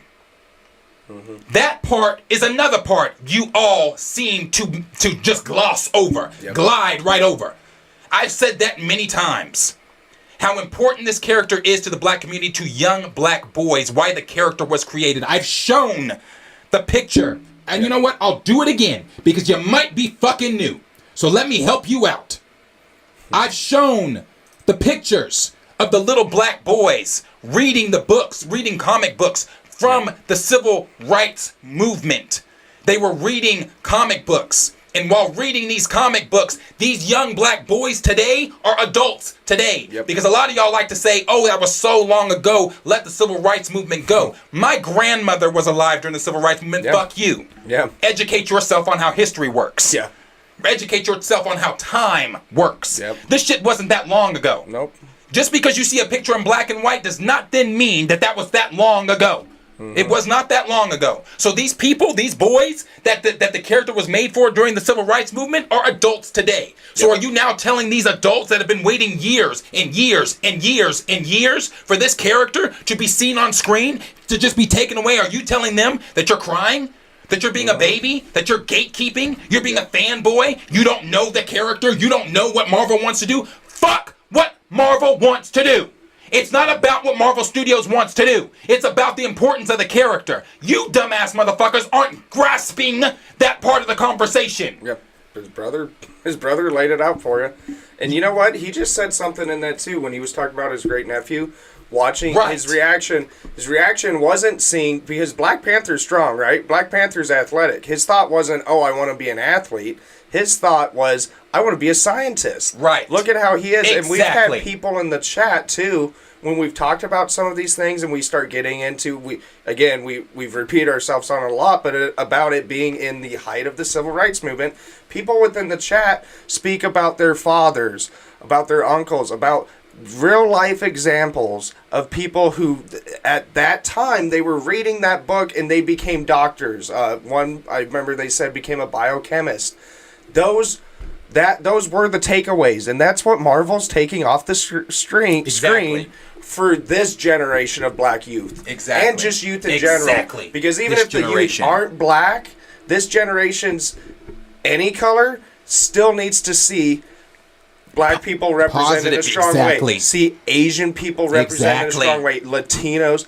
Preach. All of it. White people, that's already covered. We've been getting to see that since the beginning of cinema. We need to do these other ones. And again, for those of you who like to come in here and say, list everybody who's black, who's been in Marvel, and call it representation, we could pull up again how long the breakdown of each character throughout how many films, how much screen time they actually have, and then we can also get into whether or not they have a backstory, and if their backstory even has anything to do specifically with being black. Exactly. I mean, points hit all across the boards on what you just said. And like you said, he said that his nephew saw the film, and like you said, he didn't want to be an athlete. He didn't want to be super powered. He wanted to be an intelligent, regal, black scientist, like the scientist, like T'Challa, like the people he's watching on screen. But yet, again, your privilege allows you to come in so confidently because you are represented in every motherfucking avenue. Yeah. So your privilege allows you to come in so confidently and look at these black little boys and say, fuck your feelings, because that's what you're saying. Yeah. That's what you're saying. Fuck your feelings. Fuck your representation. Marvel knows better. I'm telling you, if Marvel pissed in a cup and asked you, did you want a drink, y'all would take a sip. Yeah. You would. Yeah. You would. If Marvel went outside and told y'all the sky's not blue, it's purple, you'd say, you know what, you might be fucking right. That shit might be purple. Yeah. Marvel is not above reproach. I don't care a fuck how much I love a franchise, because since a lot of y'all think that y'all that you know me based off of a clipped video that you've seen, make no mistake. You don't know shit about me based off of a 10-minute video you've watched, a 20-minute video you've watched of me passionately speaking about a certain topic. Right. You don't know shit about me. You know my passion for this topic, but you don't know me. Exactly. But since you like to think that y'all know me, I'm a huge Star Wars fan. Bigger than I am Marvel. Bigger than I am DC. Yeah. But Star Wars, Lucasfilm, is not above fucking reproach. Yeah. Lucasfilm, I have been going at Lucasfilm with decisions that they've made as well. Yeah. So just because I love something, just because a franchise is something that I hold dear to my heart since a child, does not then mean that I cannot call that franchise out when the franchise or something involving the franchise is not going a way that I would like it to go. Yeah. And that's not me being selfish. That's not me being that's not me gatekeeping. That's not me being a fanboy. That's me being passionate about something I love that I want to see continued on screen. You're also not on an island with it. You're not the only one saying this. Right. You're not. Other people feel this way. Chad's brother. Right. Right, bro. Again, tell the shit that y'all tell us. He has an Instagram. Get in the brother's comments. Tell him he's gatekeeping. Yeah. Tell him he's being a crybaby. Tell him he's being a fanboy. Yeah. If you want me to leak the Instagram, I will. So that you can have easy access, since we live in a microwave society. Let me make it easy for you. Yeah, so you can just click it and go. These people clearly don't do research. They don't. We've seen as much. They don't do research at all. But they come in so hot, thinking that they know T'Challa, thinking that they know this franchise based off of what the MCU has shown you. Baby, let me explain something to you. What the MCU has shown you is not Marvel. Right. It's the MCU. Yeah. This is Marvel. Yeah. This will always be Marvel. Yeah. But the MCU, that's their adaptation of Marvel. Yep. So thinking that you understand Marvel was your first mistake. You understand the MCU. You understood the Black Panther franchise from 2018. You don't understand the Black Panther franchise. Yeah. Keep your happy Marvel MCU ass in your seat where you need to stay. Stop joining in conversations where you clearly are not equipped. Yeah. I'm going off today. Yeah. Because I'm pissed. I'm pissed, and I'm glad that Derek Bozeman is talking. I'm pissed because we get comments like this. We get dumbass fucking comments like this shit. This is from the motherfucker that came in the chat last night. Okay. That was too much of a coward to rebuttal back to me during the chat. He waited really? until the chat was done, until the stream was over, then he went to the video and commented under it. You had your time to shine. Yeah. I gave you the stage. Yeah, you refused the stage. You would have bet, too. Yeah. You refused the stage. Instead, you cowered behind your keyboard and you went to the comment section instead of coming and talking to me like a man or a female, whoever you are. Right. And taking the mature route. You wanted to take the anti-coward, disrespectful route that you took and comment under the live. But he commented and said, I'm sick of people disrespecting Chadwick Boseman by wanting Marvel to recast T'Challa. Marvel did the right thing by having the son of older T'Challa take over the role. You're wrong. Yet again. You were wrong when you came in my chat and you were too much of a coward to talk to me. And you're wrong now. How long is that going to take? And at the end of the day, it's still not T'Challa. Right. At the end of the day, T'Child is not T'Challa. Nope. Fuck your TJ. I'm not looking for TJ. I'm looking for T'Challa. I'm looking for the character that was introduced in 1966, in July of 1966, when this comic hit these shelves. Yep. That's the character I'm looking for. Yep. That's the character that was created, not some made-up replacement. Yep. Because even though y'all like to think that TJ is real, that's a made-up character by Marvel Studios. Yeah. That's a made-up character by Marvel Studios. But some of y'all didn't even know that because you've never picked up a fucking comic. Yeah. You only like the MCU. And that's fine. But if you're only going to like the MCU, stick to the MCU's topics. Yeah. Don't come in here trying to give deep lore answers to shit you don't understand. Yeah. That's what pisses me off. Yeah. And the last thing that I'm going to show is this. Some of y'all, I'm assuming, you got to be in your 20s, in your 30s, 40s. I don't know. I've had people commenting dumbass shit in their 60s. Some dude commented and said, I've been buying T'Challa comics since the 80s, blah, blah, blah, blah, blah. Brother, I don't give a fuck how long you've been buying them. Clearly, you didn't comprehend them. And how much representation there is. Dumbass, clearly you didn't understand them. So here we go today. Since some of you adults can't comprehend. Let me pause that. Let me pause it. Pause it. Yeah. Some of you adults. Shit. That damn light. Some of you adults clearly can't understand why the character is important. This child that is on the screen right now is 8. Yep. This is an 8-year-old. This is an 8-year-old that comprehended, and his father didn't prompt him to say this. No one coached him. This is this 8-year-old's words. There's none of that shit. No bending the arm behind his back, none of that shit. If he can understand where the hashtag's coming from, and this is a child in elementary school, then why can't some of you grown-ass motherfuckers with these hot-ass takes understand where the hashtag's coming from? Oh, I understand. Why you don't understand is because you don't want to understand.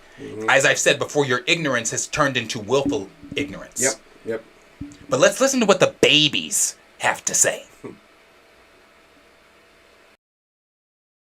Alright, so what'd you say? Why would they not have Black Panther in it? But only the actor died. He didn't die himself, so they could have just a different in there. That's your question? Yeah. Yeah, so that's what Darius is saying. So you're with the recast T'Challa then? Yeah, but just a different actor. Okay, I like it. Mind you, again, that's an 8-year-old. Yep. That's an 8-year-old. Who understands the difference between an actor and a character. I'm gonna leave it there.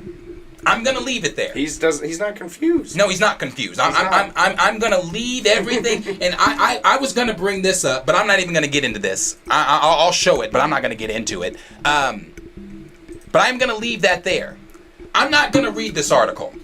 Because it's Nate Moore and company saying the same bullshit they've been saying for months. That they couldn't look at another actor and da da da da da da da da da da. Yep. So again, keep your fucking Twitter fingers to yourself. Because you don't understand this conversation. You know, at first, I was okay with you not understanding the conversation because I was thinking to myself, maybe you just need to be educated. But most of y'all don't want to be educated. No. You want to stay ignorant. So I'm going to leave you where you had me fucked up. And that is where y'all came in hot. Keep y'all's asses to your fucking selves. Stay out of conversations where you're not well equipped. This is his brother. Don't talk to me. Go talk to Derek. Yeah. I'm simply echoing what Chad has said and what his brother has said. So you want to go at somebody? Go at his brother. Yep. Go at his brother that way. You want to go at somebody? And see how much that's honoring Exactly. Chad. Tell me how much that's honoring Chad. Yeah. So like I said, I'm going to leave it with the babies. I'm going to leave it there with what the kids had to say because the kids clearly understand it. Spoken by the mouths of babes. Yeah, yes, out of the mouths of babes. So, hopefully, maybe, I doubt it, someone was educated during this little... Because I'm going to clip this. It was a good sermon. I don't know. You might have saved a couple people.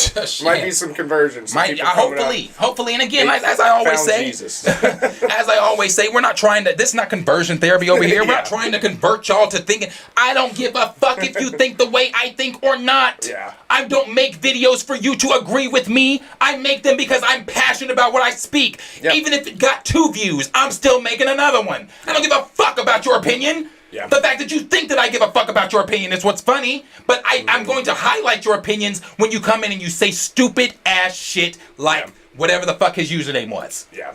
Yeah. So again, I'm going to leave it there. And I'm going to let you chew on and let that marinate for a little bit. And again, hopefully you comprehended something. Hopefully you're understanding. It's big the last thing. It's bigger than the Marvel Cinematic Universe. Yes. I don't give a fuck about Marvel's. What if they want to continue to do? If they're going to continue to do movies, everybody keeps saying Marvel's going to go on. Well, no shit. Yeah. Let them go on. That's fine.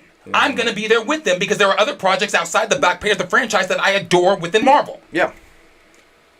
But while I say that, but T'Challa. Yep. So kick rocks and kiss my natural fucking black ass. I love it. Now, what are they saying? Let's see, we got Omega095 saying, I'm still angry we never get a team up of Tom Holland, Spider-Man, and T'Challa, Black Panther. Yeah, that could have been great. Yeah. Seeing T'Challa in a mentorship role. Blues House said, I swear I show up for homies recast rants. LOL, I love it. Stay on their necks, bro. I appreciate it. I'm definitely going to. Absent Good also said preach.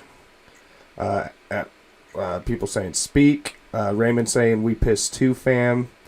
Connoisseur Triple Salute said first time he ever looked straight at the camera to get at him. he to be fair, warnings were given at the beginning of the stream. I told you, I walked in my house on one. Because I've been getting comments throughout the day from people, you know.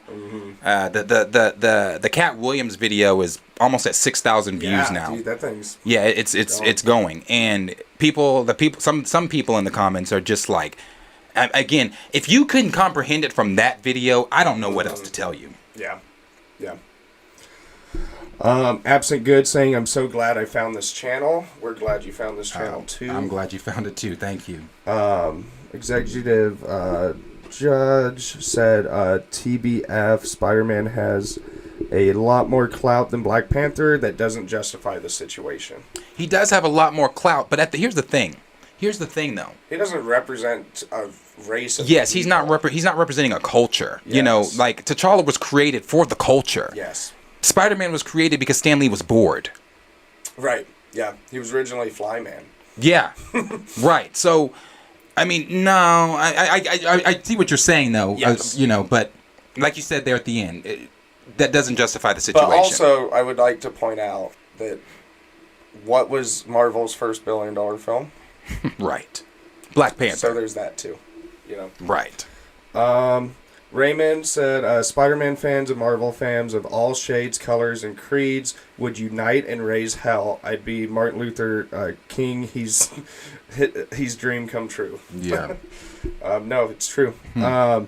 Omega095 says, Thaddeus Ross gets recast after the actor died. What about T'Challa? Killed his character off and make a short funeral of him in Black Panther 2 in the intro, and the audience who came late didn't even watch that scene. Yeah, right. Got people saying that what you were saying was fire. And something I wish I would have pointed out during my rant was when he talked about the funeral. That was like sitting through a funeral again. Yeah. You know, I've been told that too. Well, then don't watch the film.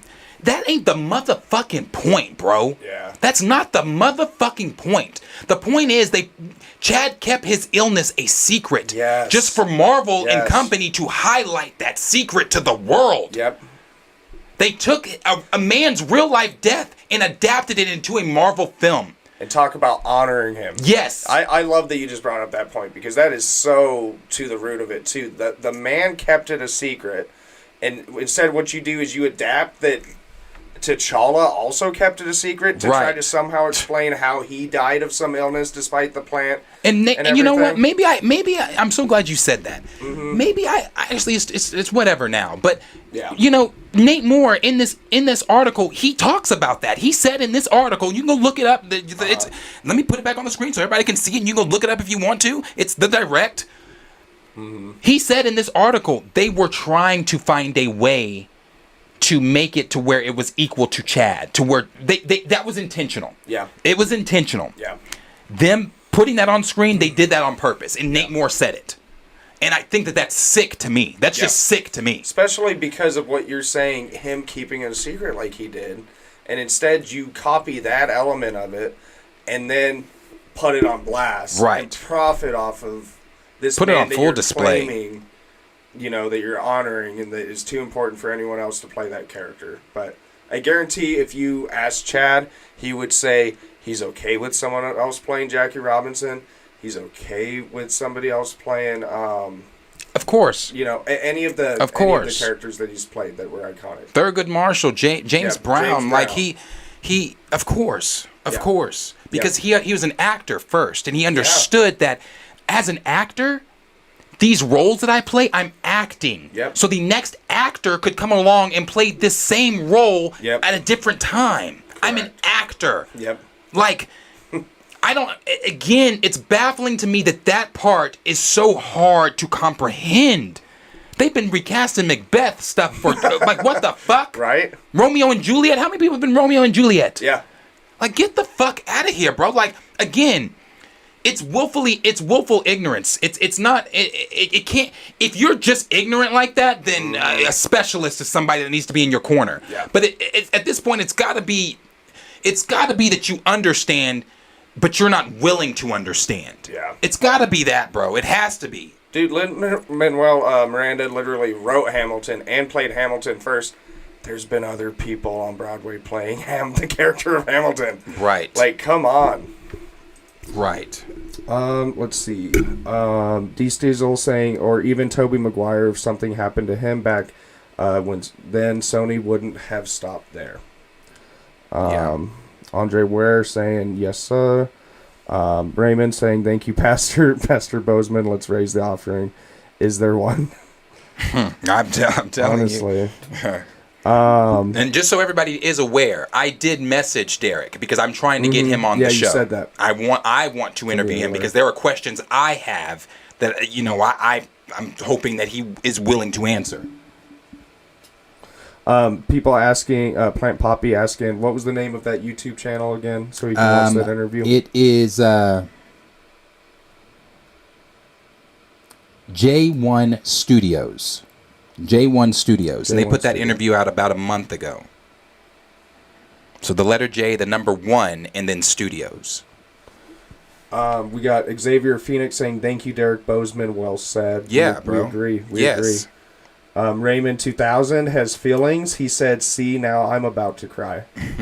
I'm telling you, when I listen to Derek say that, for me, honestly, that's why I can't wait for y'all to see the interview I have with Chad. Maybe some of you have seen it. Maybe some of you have already seen it. I don't know. I've just never seen anybody talking about this one. I teared up because Chad echoes the things that I want y'all to see it really bad. Yeah. I'm excited for February. Let's see. Pookie Wood said, oh snap, when was this? Tuned out to help my son with homework. This was a month ago, bro. A month ago. Again, J, the letter J, the number 1 in Studios. Shout out to them for even doing this. Yeah. Zen Man said, I'm happy that they interviewed Derek. Yeah, honestly. It's about time we start hearing from the family. Right. That video has very low. It should have so much more views than this to me. Yeah. So much more views than this to me. Let's see. Gray said, shout out to Derek Bozeman. Raymond said, Darius, many of y'all in the Discord show this too. People have already been telling him shut up and calling him sexist. Oh, people have been telling Derek Bozeman, his brother, to shut up and calling him sexist? You know what? I'm so glad they care so much about I hate the world. I really do too. Like, I hate it here. Yeah. What the fuck? Yeah. What the fuck, bro? I never engage with anti-recasters. Let me rephrase that. I do engage with anti-recasters, but I do, as you guys should know, as of late. Like, you can go look on videos. There are comments, negative comments that I read, but I'm like, whatever, bro. I don't really care what you think. Yeah. But there are some that I do reply to. Mm-hmm. Let me see somebody saying something negative about Derek. I'm bringing all the heat. Oh yeah. I'm bringing all the heat. You can't discredit what this man's These are the same people that love to bring up the cast. Right. And people within the studio and talking about their feelings. These, I guarantee you, these are the same motherfuckers who are talking shit, calling him sexist when he's talking about his own fucking brother and his legacy. No, that's ridiculous. Oh god, that's so funny. Grand Regent Thrag, damn, is a guy with 2 younger brothers that I'm extremely close to. I couldn't imagine what Derek is feeling. I would be so pissed with what Disney is doing to my brother's legacy. Yep. Shake my head. Yep. Let's see. Jenya Network said they made the family relive the trauma of a funeral all over again. 100% true. Yep. And and you know, I talk about that is my first. Anytime I talk about Wakanda Forever, that's the first point I go to is that opening. Mm-hmm. You guys, I mean, you were there. You were sitting next to me. You guys, I was. Give me the words, Lord.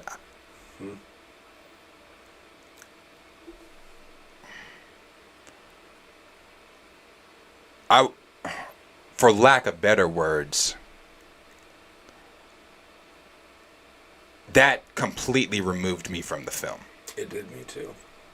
It just completely removed me from the film. It's not something I'll ever watch again. I cannot watch that scene again. No. And like I said, if I cried and I didn't know Chad, imagine. I mean, Derek said he cried. And he saw it 3 times, and I'm not 3 times. I'm sure by choice, because you know he was invited to the premiere in L.A. And then he did it. He did it for Chadwick Boseman's fraternity. He watched it with them, but then also he watched it at the Black Smithsonian Museum. Like, no, bro. And again, people that sit through that first scene, like, oh my god, that was such a good job. That was cathartic. I'm so sick of that fucking word. It was cathartic. Years after, by the way. Yeah, it was great. It was so cute and honoring Chad and this and this and that. Is what it was. It was morbid. It was morbid. Yeah. It was morbid. It was selfish. It was unnecessary. Yeah. It was. You know what? It was bad enough that they made that Dahmer series and made those families relive it. What if they had made the Dahmer series as close to those victims' deaths as they did for Chad's family, Chad's passing? Yeah. You know what I mean? Yeah. Because, like, it was triggering to me from having lost my sister to COVID, that first scene. So I put my own personality. Right. Same with me, too. I wasn't the only one who was there experiencing grief about someone besides Chad. Mm-hmm. Because Chad was sad, but again, yes, we didn't know him. It put me right back there, and just like you, it completely took me out of the film. It took me out. You know, same like you. You guys know, I've talked about that before. You know, over this past summer, toward the end of the summer, I've lost 2 players. One of my boys was ran over by a vehicle, and he did not make it. And I'm still processing Nick. Because it hurts. Yeah.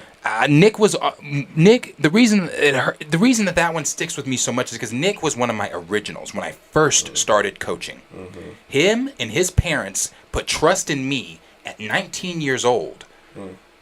Never had coached AAU basketball to coach their child because at that time basketball is what he wanted to do with the rest of his life. Mm-hmm.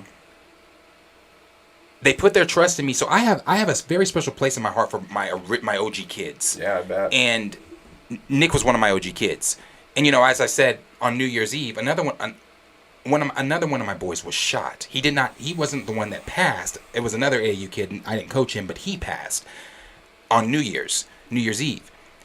You know, when I heard that that Evan was involved in that, I was like, I don't know if you guys remember that show when Q told me that. It took me out the rest of the show because I immediately messaged Evan. I told everybody, I'm sorry we're live. I have to message Evan. I have to because I didn't know Evan was involved. So, you know, again, when you have situations in your real life, as I've said so many times, when I sit down in a Marvel film, it's not to remember my reality. Yes. It's not to think about it's to suspend that shit. So I can go in there and be immersed in a world that takes me on a fantastical fictional journey for however long the film is. Not for me to be thinking about my real life shit. Well, it's laughable that they think that of any community, the black community needs to be reminded of this grief. And be not only reminded, mind you, he said, teach you guys how to grieve. Because you guys need a lesson in it clearly. Teach us how to grieve. Like we haven't been grieving for 400 plus years. No fucking kidding. Crazy. Let's see. Gray said that his dad was 10 years old when that first Black Panther comic came out. Raymond said, "Hell, I'm reliving trauma from my own family's deaths, and they didn't even have cancer." Yeah, same, bro. Yeah. Nico Bean said that his uncle was a part of the Black Panther Party. Connoisseur's Triple Salute said, "My grandmother was just in her 20s. when my mom wasn't even born yet, so definitely not that long ago. Exactly. Who said that? That was Connoisseur's Triple Salute. Yeah. Corduroy Jones said, bro be spazzing, LOL. But he's absolutely correct. The character should have never been killed off. Yep. Correct. Junya Network said his brother knew what the role meant for the culture along with the world as a whole. Marvel shouldn't do this to their black heroes. T'Challa deserves the same legacy as Superman or James Bond. Yes, characters that the role gets passed on. Exactly.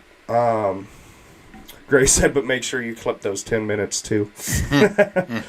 Raptor Cloak, if only Ryan Coogler and Nate Moore had the sense to realize this stuff like they should. Yeah, or maybe talk to his fucking family instead of meeting for 6 minutes. Oh, and then see, in this article, again, I read it last night. I don't want to read it again. But in this article, Nate Moore said that we every step of the way we talk to the family. I can't say that the man's lying. Right. I don't know. They might have. I feel like he wouldn't publicly lie about that. I feel like that's not something when you're throwing other people's names in it, like those they could too, right, so exactly. Like, they could. Never spoken to the guy. Exactly. But I doubt it was super deep and that they had a lot of input that was taken. Right. Yeah. Right. Junya Network said T'Challa is the first black superhero printed in comic history. Killing him off was a huge mistake. Yep. And Raymond agreeing with that and saying that they won't realize it until it's too late. Connoisseur Triple Salute says Darius gonna need some hot tea and lemon after this stream. More people telling you to preach. Appreciate it. Yeah. Gray said they use terms like gatekeeping, just like CRT deniers use woke. Right. Right. Yeah. That's a good comparison. Yeah, because we can't possibly teach that there's critical intrinsically racist structures to our fucking society. Right. It was made on redlining and these laws but critical that's race theory. Yeah. So that's what we need to. We need to worry about Ezra Miller coming at our kids, not them being taught fucking critical race theory. Right. But that's another topic we could get on. But Connoisseur Triple Salute, whoever that was, sounds like a Nate Moore starter kit. Junior Network said I had the same back and forths on Twitter. These anti-recasters become trolls. They become so they fucking definitely exhausting. Jesus. Let's see. Grand Regent Thrag said, yes, I see those type of comments on Twitter all day. They are fools. Nico Bean said, WYM bro, T'Challa had a child named Toussaint in the recent issue of John Ridley's run of Black Panther. But that's not little TJ. But it still is Toussaint. But here's the thing. He could have had the child named Toussaint. But here's the thing what I'm talking about. I'm talking about Azari. Yeah. That's what I'm talking about. I'm talking about Azari. This Toussaint is still the replacement. And for me, it really doesn't matter. Even and you're talking about I won't know. I wouldn't know that one. I don't read Ridley's runs. I don't read Ridley's runs, so that's why I don't know that one. So if anybody reading Ridley's runs, that's good on you. I'm not reading Ridley's runs because Ridley trashes T'Challa. So regardless of Toussaint being in Ridley's runs, which I just was made privy to, I don't really give a fuck. I don't. Because at the end of the day, it's not T'Challa. Well, even in those runs, they're not it's an assumption of mine, but they're not taking like moments from T'Challa and just instead. Right. Exactly. Thank you. That's an even better point. Even in those runs, it's Toussaint's stories being told. It's his own stories. They're not going to take T'Challa's stories and give them to Toussaint. Yep. So I don't give a fuck about Toussaint. I don't care what comics he's in. Since he's in them, I don't care. Yeah. Zen Man said that 8-year-old is a genius. We all agree. Let's see. SP Flash says, never underestimate the intelligence of kids. Yep. Professor the Film Fan said, my 12-year-old niece understands recast T'Challa as well. Junior Network said, the children are the future. That little boy knows the difference. Thank you for the subscription. Thank you for the sub. It's coming from Who's that from? Oh, and he sent $2 through the super chat. We thank you so much thank for that. you. We appreciate you, man. Thank you for the super. Let's see. Raptor Cloak said, and yet Nate Moore tells the little boy he's the new T'Challa. Shake my head. Gray said, when an 8-year-old gets it, the argument's over. Agreed. Daniel Garnett said, them choosing not to recast T'Challa is one of the reasons I didn't bother watching Wakanda Forever. Honestly, wish I hadn't put myself through it. Or at least I'd come in 15 minutes in. Yeah. And then checked out just like you. You remember... when they off. killed the Queen Mother. You remember where I told you guys, I think it was the day before we went and saw the film, because I saw the post-credit scene a day before we went and saw the film, and I said to you guys, off camera, I think I even said it at the theater, in the lobby, I said, I don't have to see this film. Yeah. Because I've seen the post-credit scene, and it gave me everything I needed to know. Had I not had this channel, had I not bought my ticket, I wouldn't have watched it. I mean that. Oh, yeah, we were leading up too much. It was too big of a thing that we were growing from, and that we obviously had to react. And that was a big stream that we came and did. It was a big stream. But you know, no, I'll never forget, though, when she tried to give you that poster, and you went, oh, is T'Challa on it? And she went, no, and you went, no, thank you. I was dying in the lobby of the IMAX More. Yeah, I remember that shit. She did say that. You guys want a poster? I was like, is T'Challa on it? And she's like, and you're like, I'm good then. Nico Bean said, nah, we got T'Child, we good. He's going to marry Storm, and they're going to have a little Black Panther baby. Yeah, that's what Marvel says we're supposed to shut up and be happy about. D. Steezel saying kids are always honest. It's true. Great saying to clip Julius's kid, too. Stevie saying it's mind-boggling how some don't see the bigger issue, meaning more than 2 of what Disney, Ryan, and whoever else did with Black Panther and Wakanda Forever. Just sad. Junya Network saying Nate Moore needs to feel that pressure. # recast T'Challa should trend every day of the week, especially in February. Agreed. Yeah. They're going to do Blue Marvel dirty. Yeah, I saw something that he even brought up Blue Marvel, and it made me extremely nervous. We talked about it yesterday. It's, oh, God. Let's see. Grand Regent Thrag, I almost teared up listening to Derek too. I don't know, man. I got brothers. I would hate to be in that position. Yeah, honestly. Xavier Phoenix, people are just trash for that. Yeah, going after him, I agree. Absent good. Do you think they will give M'Baku will get the mantle, and what do you think he does? I don't think M'Baku's going to get the mantle. It's going to go down to Child. Yeah. I'm just curious how fucking long that takes.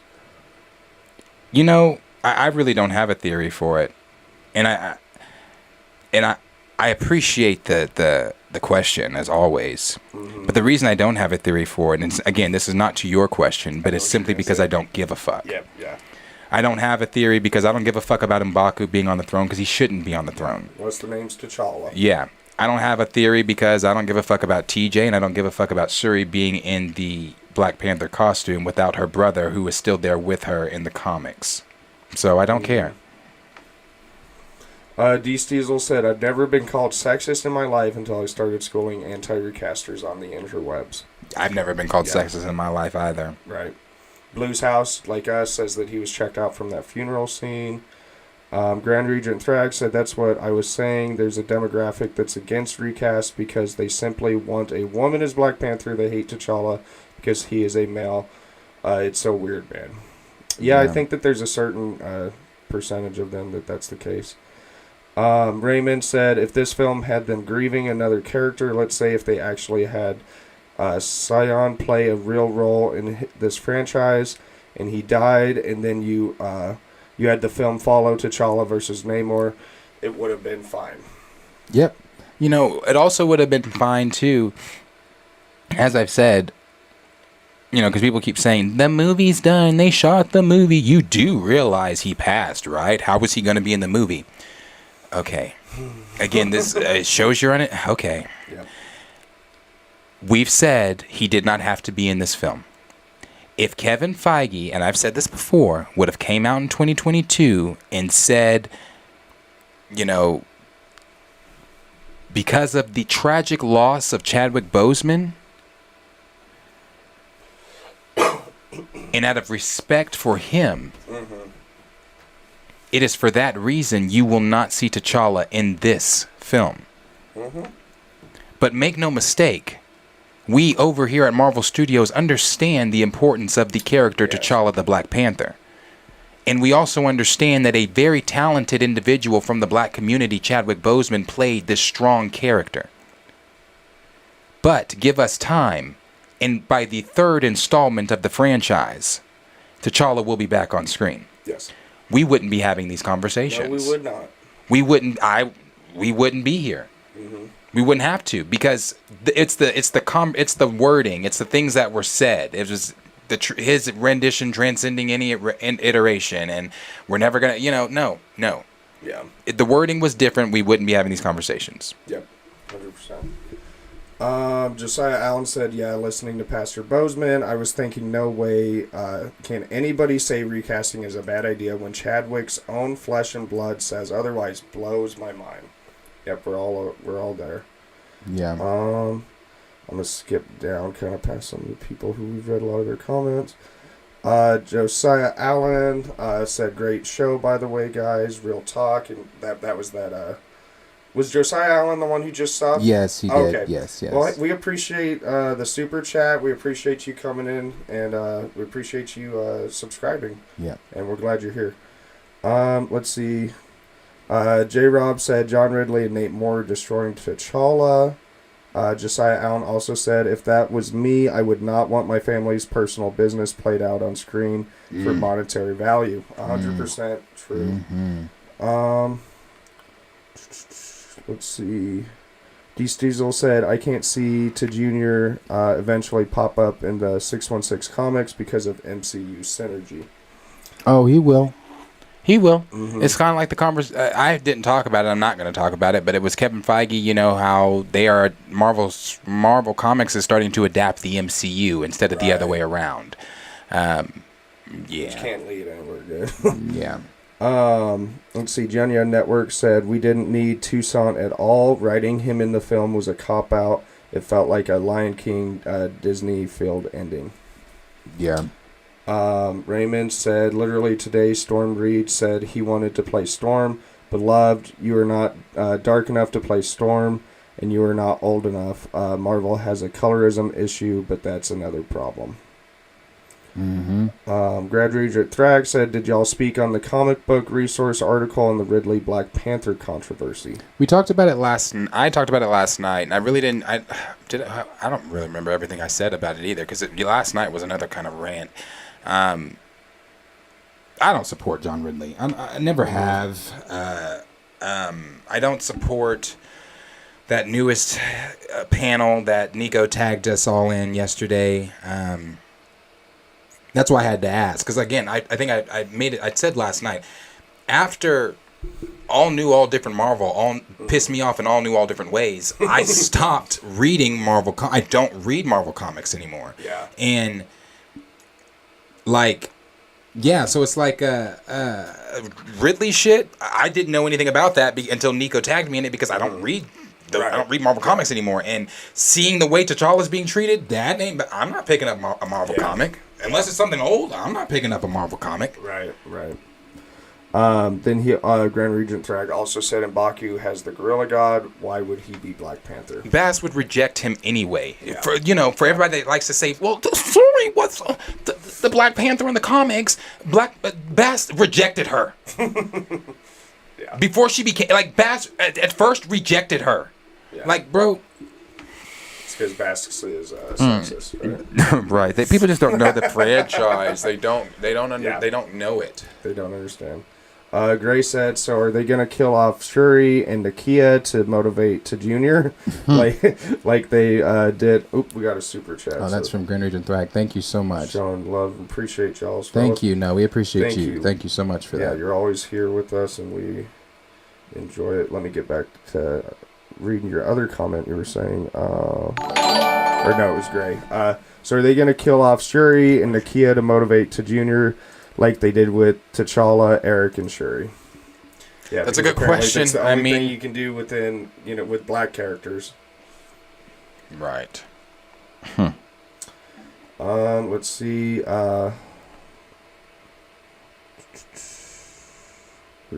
That one go. I see what Raymond said. He said, but Darius, John wants M'Baku at Wakanda and says it makes sense. Are you talking about Campia? I've seen John say that. You know, John also pisses me off when he says anybody would have been suited for the Black Panther, other than Shuri. Nakia. He always keeps saying Nakia. No! Yeah. No! Yeah. Like, no, bro. Like, and if Robert Meyer fucking Barnett says one more time that it's more about the geopolitical issues than anything, fuck the geopolitical issues. The geopolitical issue is T'Challa's gone. That's the geopolitical issue I'm worried about. Yeah. Like, I'm not worried about anything. Like, no. Like, oh my gosh, bro. Yeah.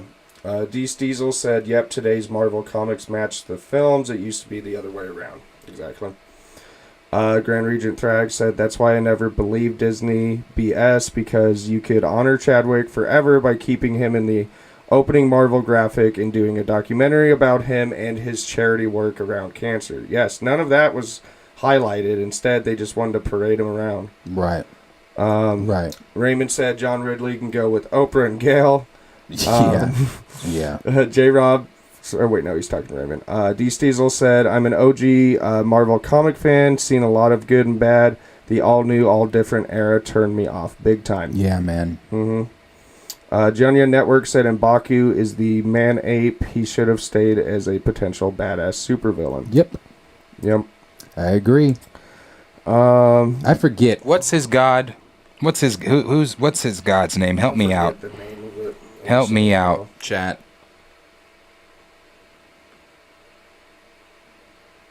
Raymond said he's such a boomer. He is. Yeah. I think Beto said Bass would destroy Wakanda if M'Baku took over the crown. Yeah.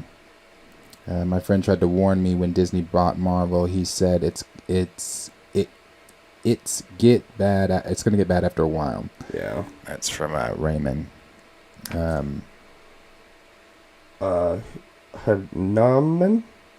Hahnemann? Is that how it's pronounced? I believe so, yeah. Is the name? Yeah. Yeah. Then D. Stiesel said Nate always talked about the concept of Wakanda like it's a living, breathing person. And then, yeah, more people saying that that's the name. Yeah. I mean... Well, you guys got an extra topic today that wasn't in the lineup. That's why we started the stream a little bit later. But I think you guys were all happy that... Yeah, that is why. That's why we didn't start at 6:30 because I was getting all the stuff together for. I was getting the Derek Bozeman video together and Zoe's video of him talking about they should just recast and things like that. But yeah, that's what I have for you guys today. That's what we have. There's nothing else we can get into today as far as way of topics, but. Tomorrow is the Friday show. It'll be myself and I believe Corey tomorrow. So we will be here and be chatting with you guys tomorrow on some more topics and things like that. As always, like I said, I appreciate you guys always hanging out and always riding so hard for the channel. And this is what, again, when it comes to YouTube, when it comes to these spaces, when it comes to these things, you guys are all subscribed because we are all like-minded thinkers. You guys are subscribed because... you guys feel the same way I feel, the same way my co-hosts feel about topics and things like that.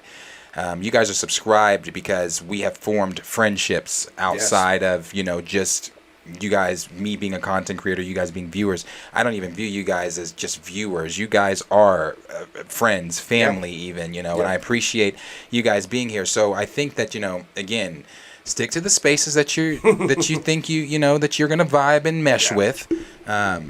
Instead of the ones where you don't.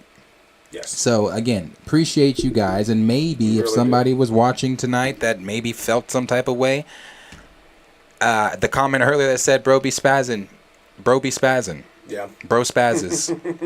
I spaz. Yeah. They're here for it, too. Yeah. Yeah, they're again, I didn't want to do that today. Yeah. I told Kellen, I didn't want to talk recast today. I didn't. But after I saw the interview from Derek Bozeman, I was like, you know what? I can't not. Yeah. I can't not. Yeah. So it was too perfect. And just to echo what Darius was saying, we do view you guys as friends. This is a community more than anything else. We look forward to getting in.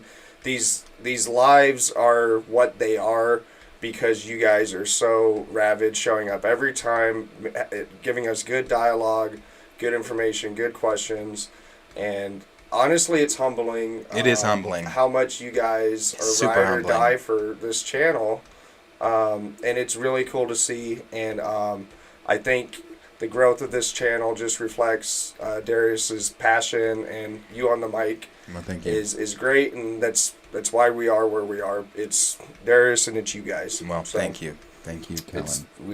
this was a great stream, and we appreciate you guys. We had fun with you guys tonight. Yeah, we did. So, like I said, appreciate you guys being here. All of you. You all know who you guys are. Yeah, thank you guys for being here. But like I always say, If you would like to subscribe to the channel, please do so. Like, subscribe. I'm going to cut some of these, Most of these topics are going to be cut and made into their own individual videos. But like I said, like, subscribe, share these videos with your friends, invite other people on. Tell people, hey, if you like these specific topics, if you're a like-minded thinker like these guys over at this channel, this is a channel that you can subscribe to. Again, I want to say that one more time. Go in spaces where people are like-minded like you, so that you can enjoy the space you're in. Yeah. I still find it baffling when individuals come in spaces that that they're exhausted with. Okay. Yeah. So, again, thank you guys for being here. I will be back with you guys tomorrow. Corey will be here tomorrow. And as always, much, much love. Again, like, subscribe, share with your friends. I will see all of you guys in the next video. Much love. See you guys tomorrow. Take care. Be safe.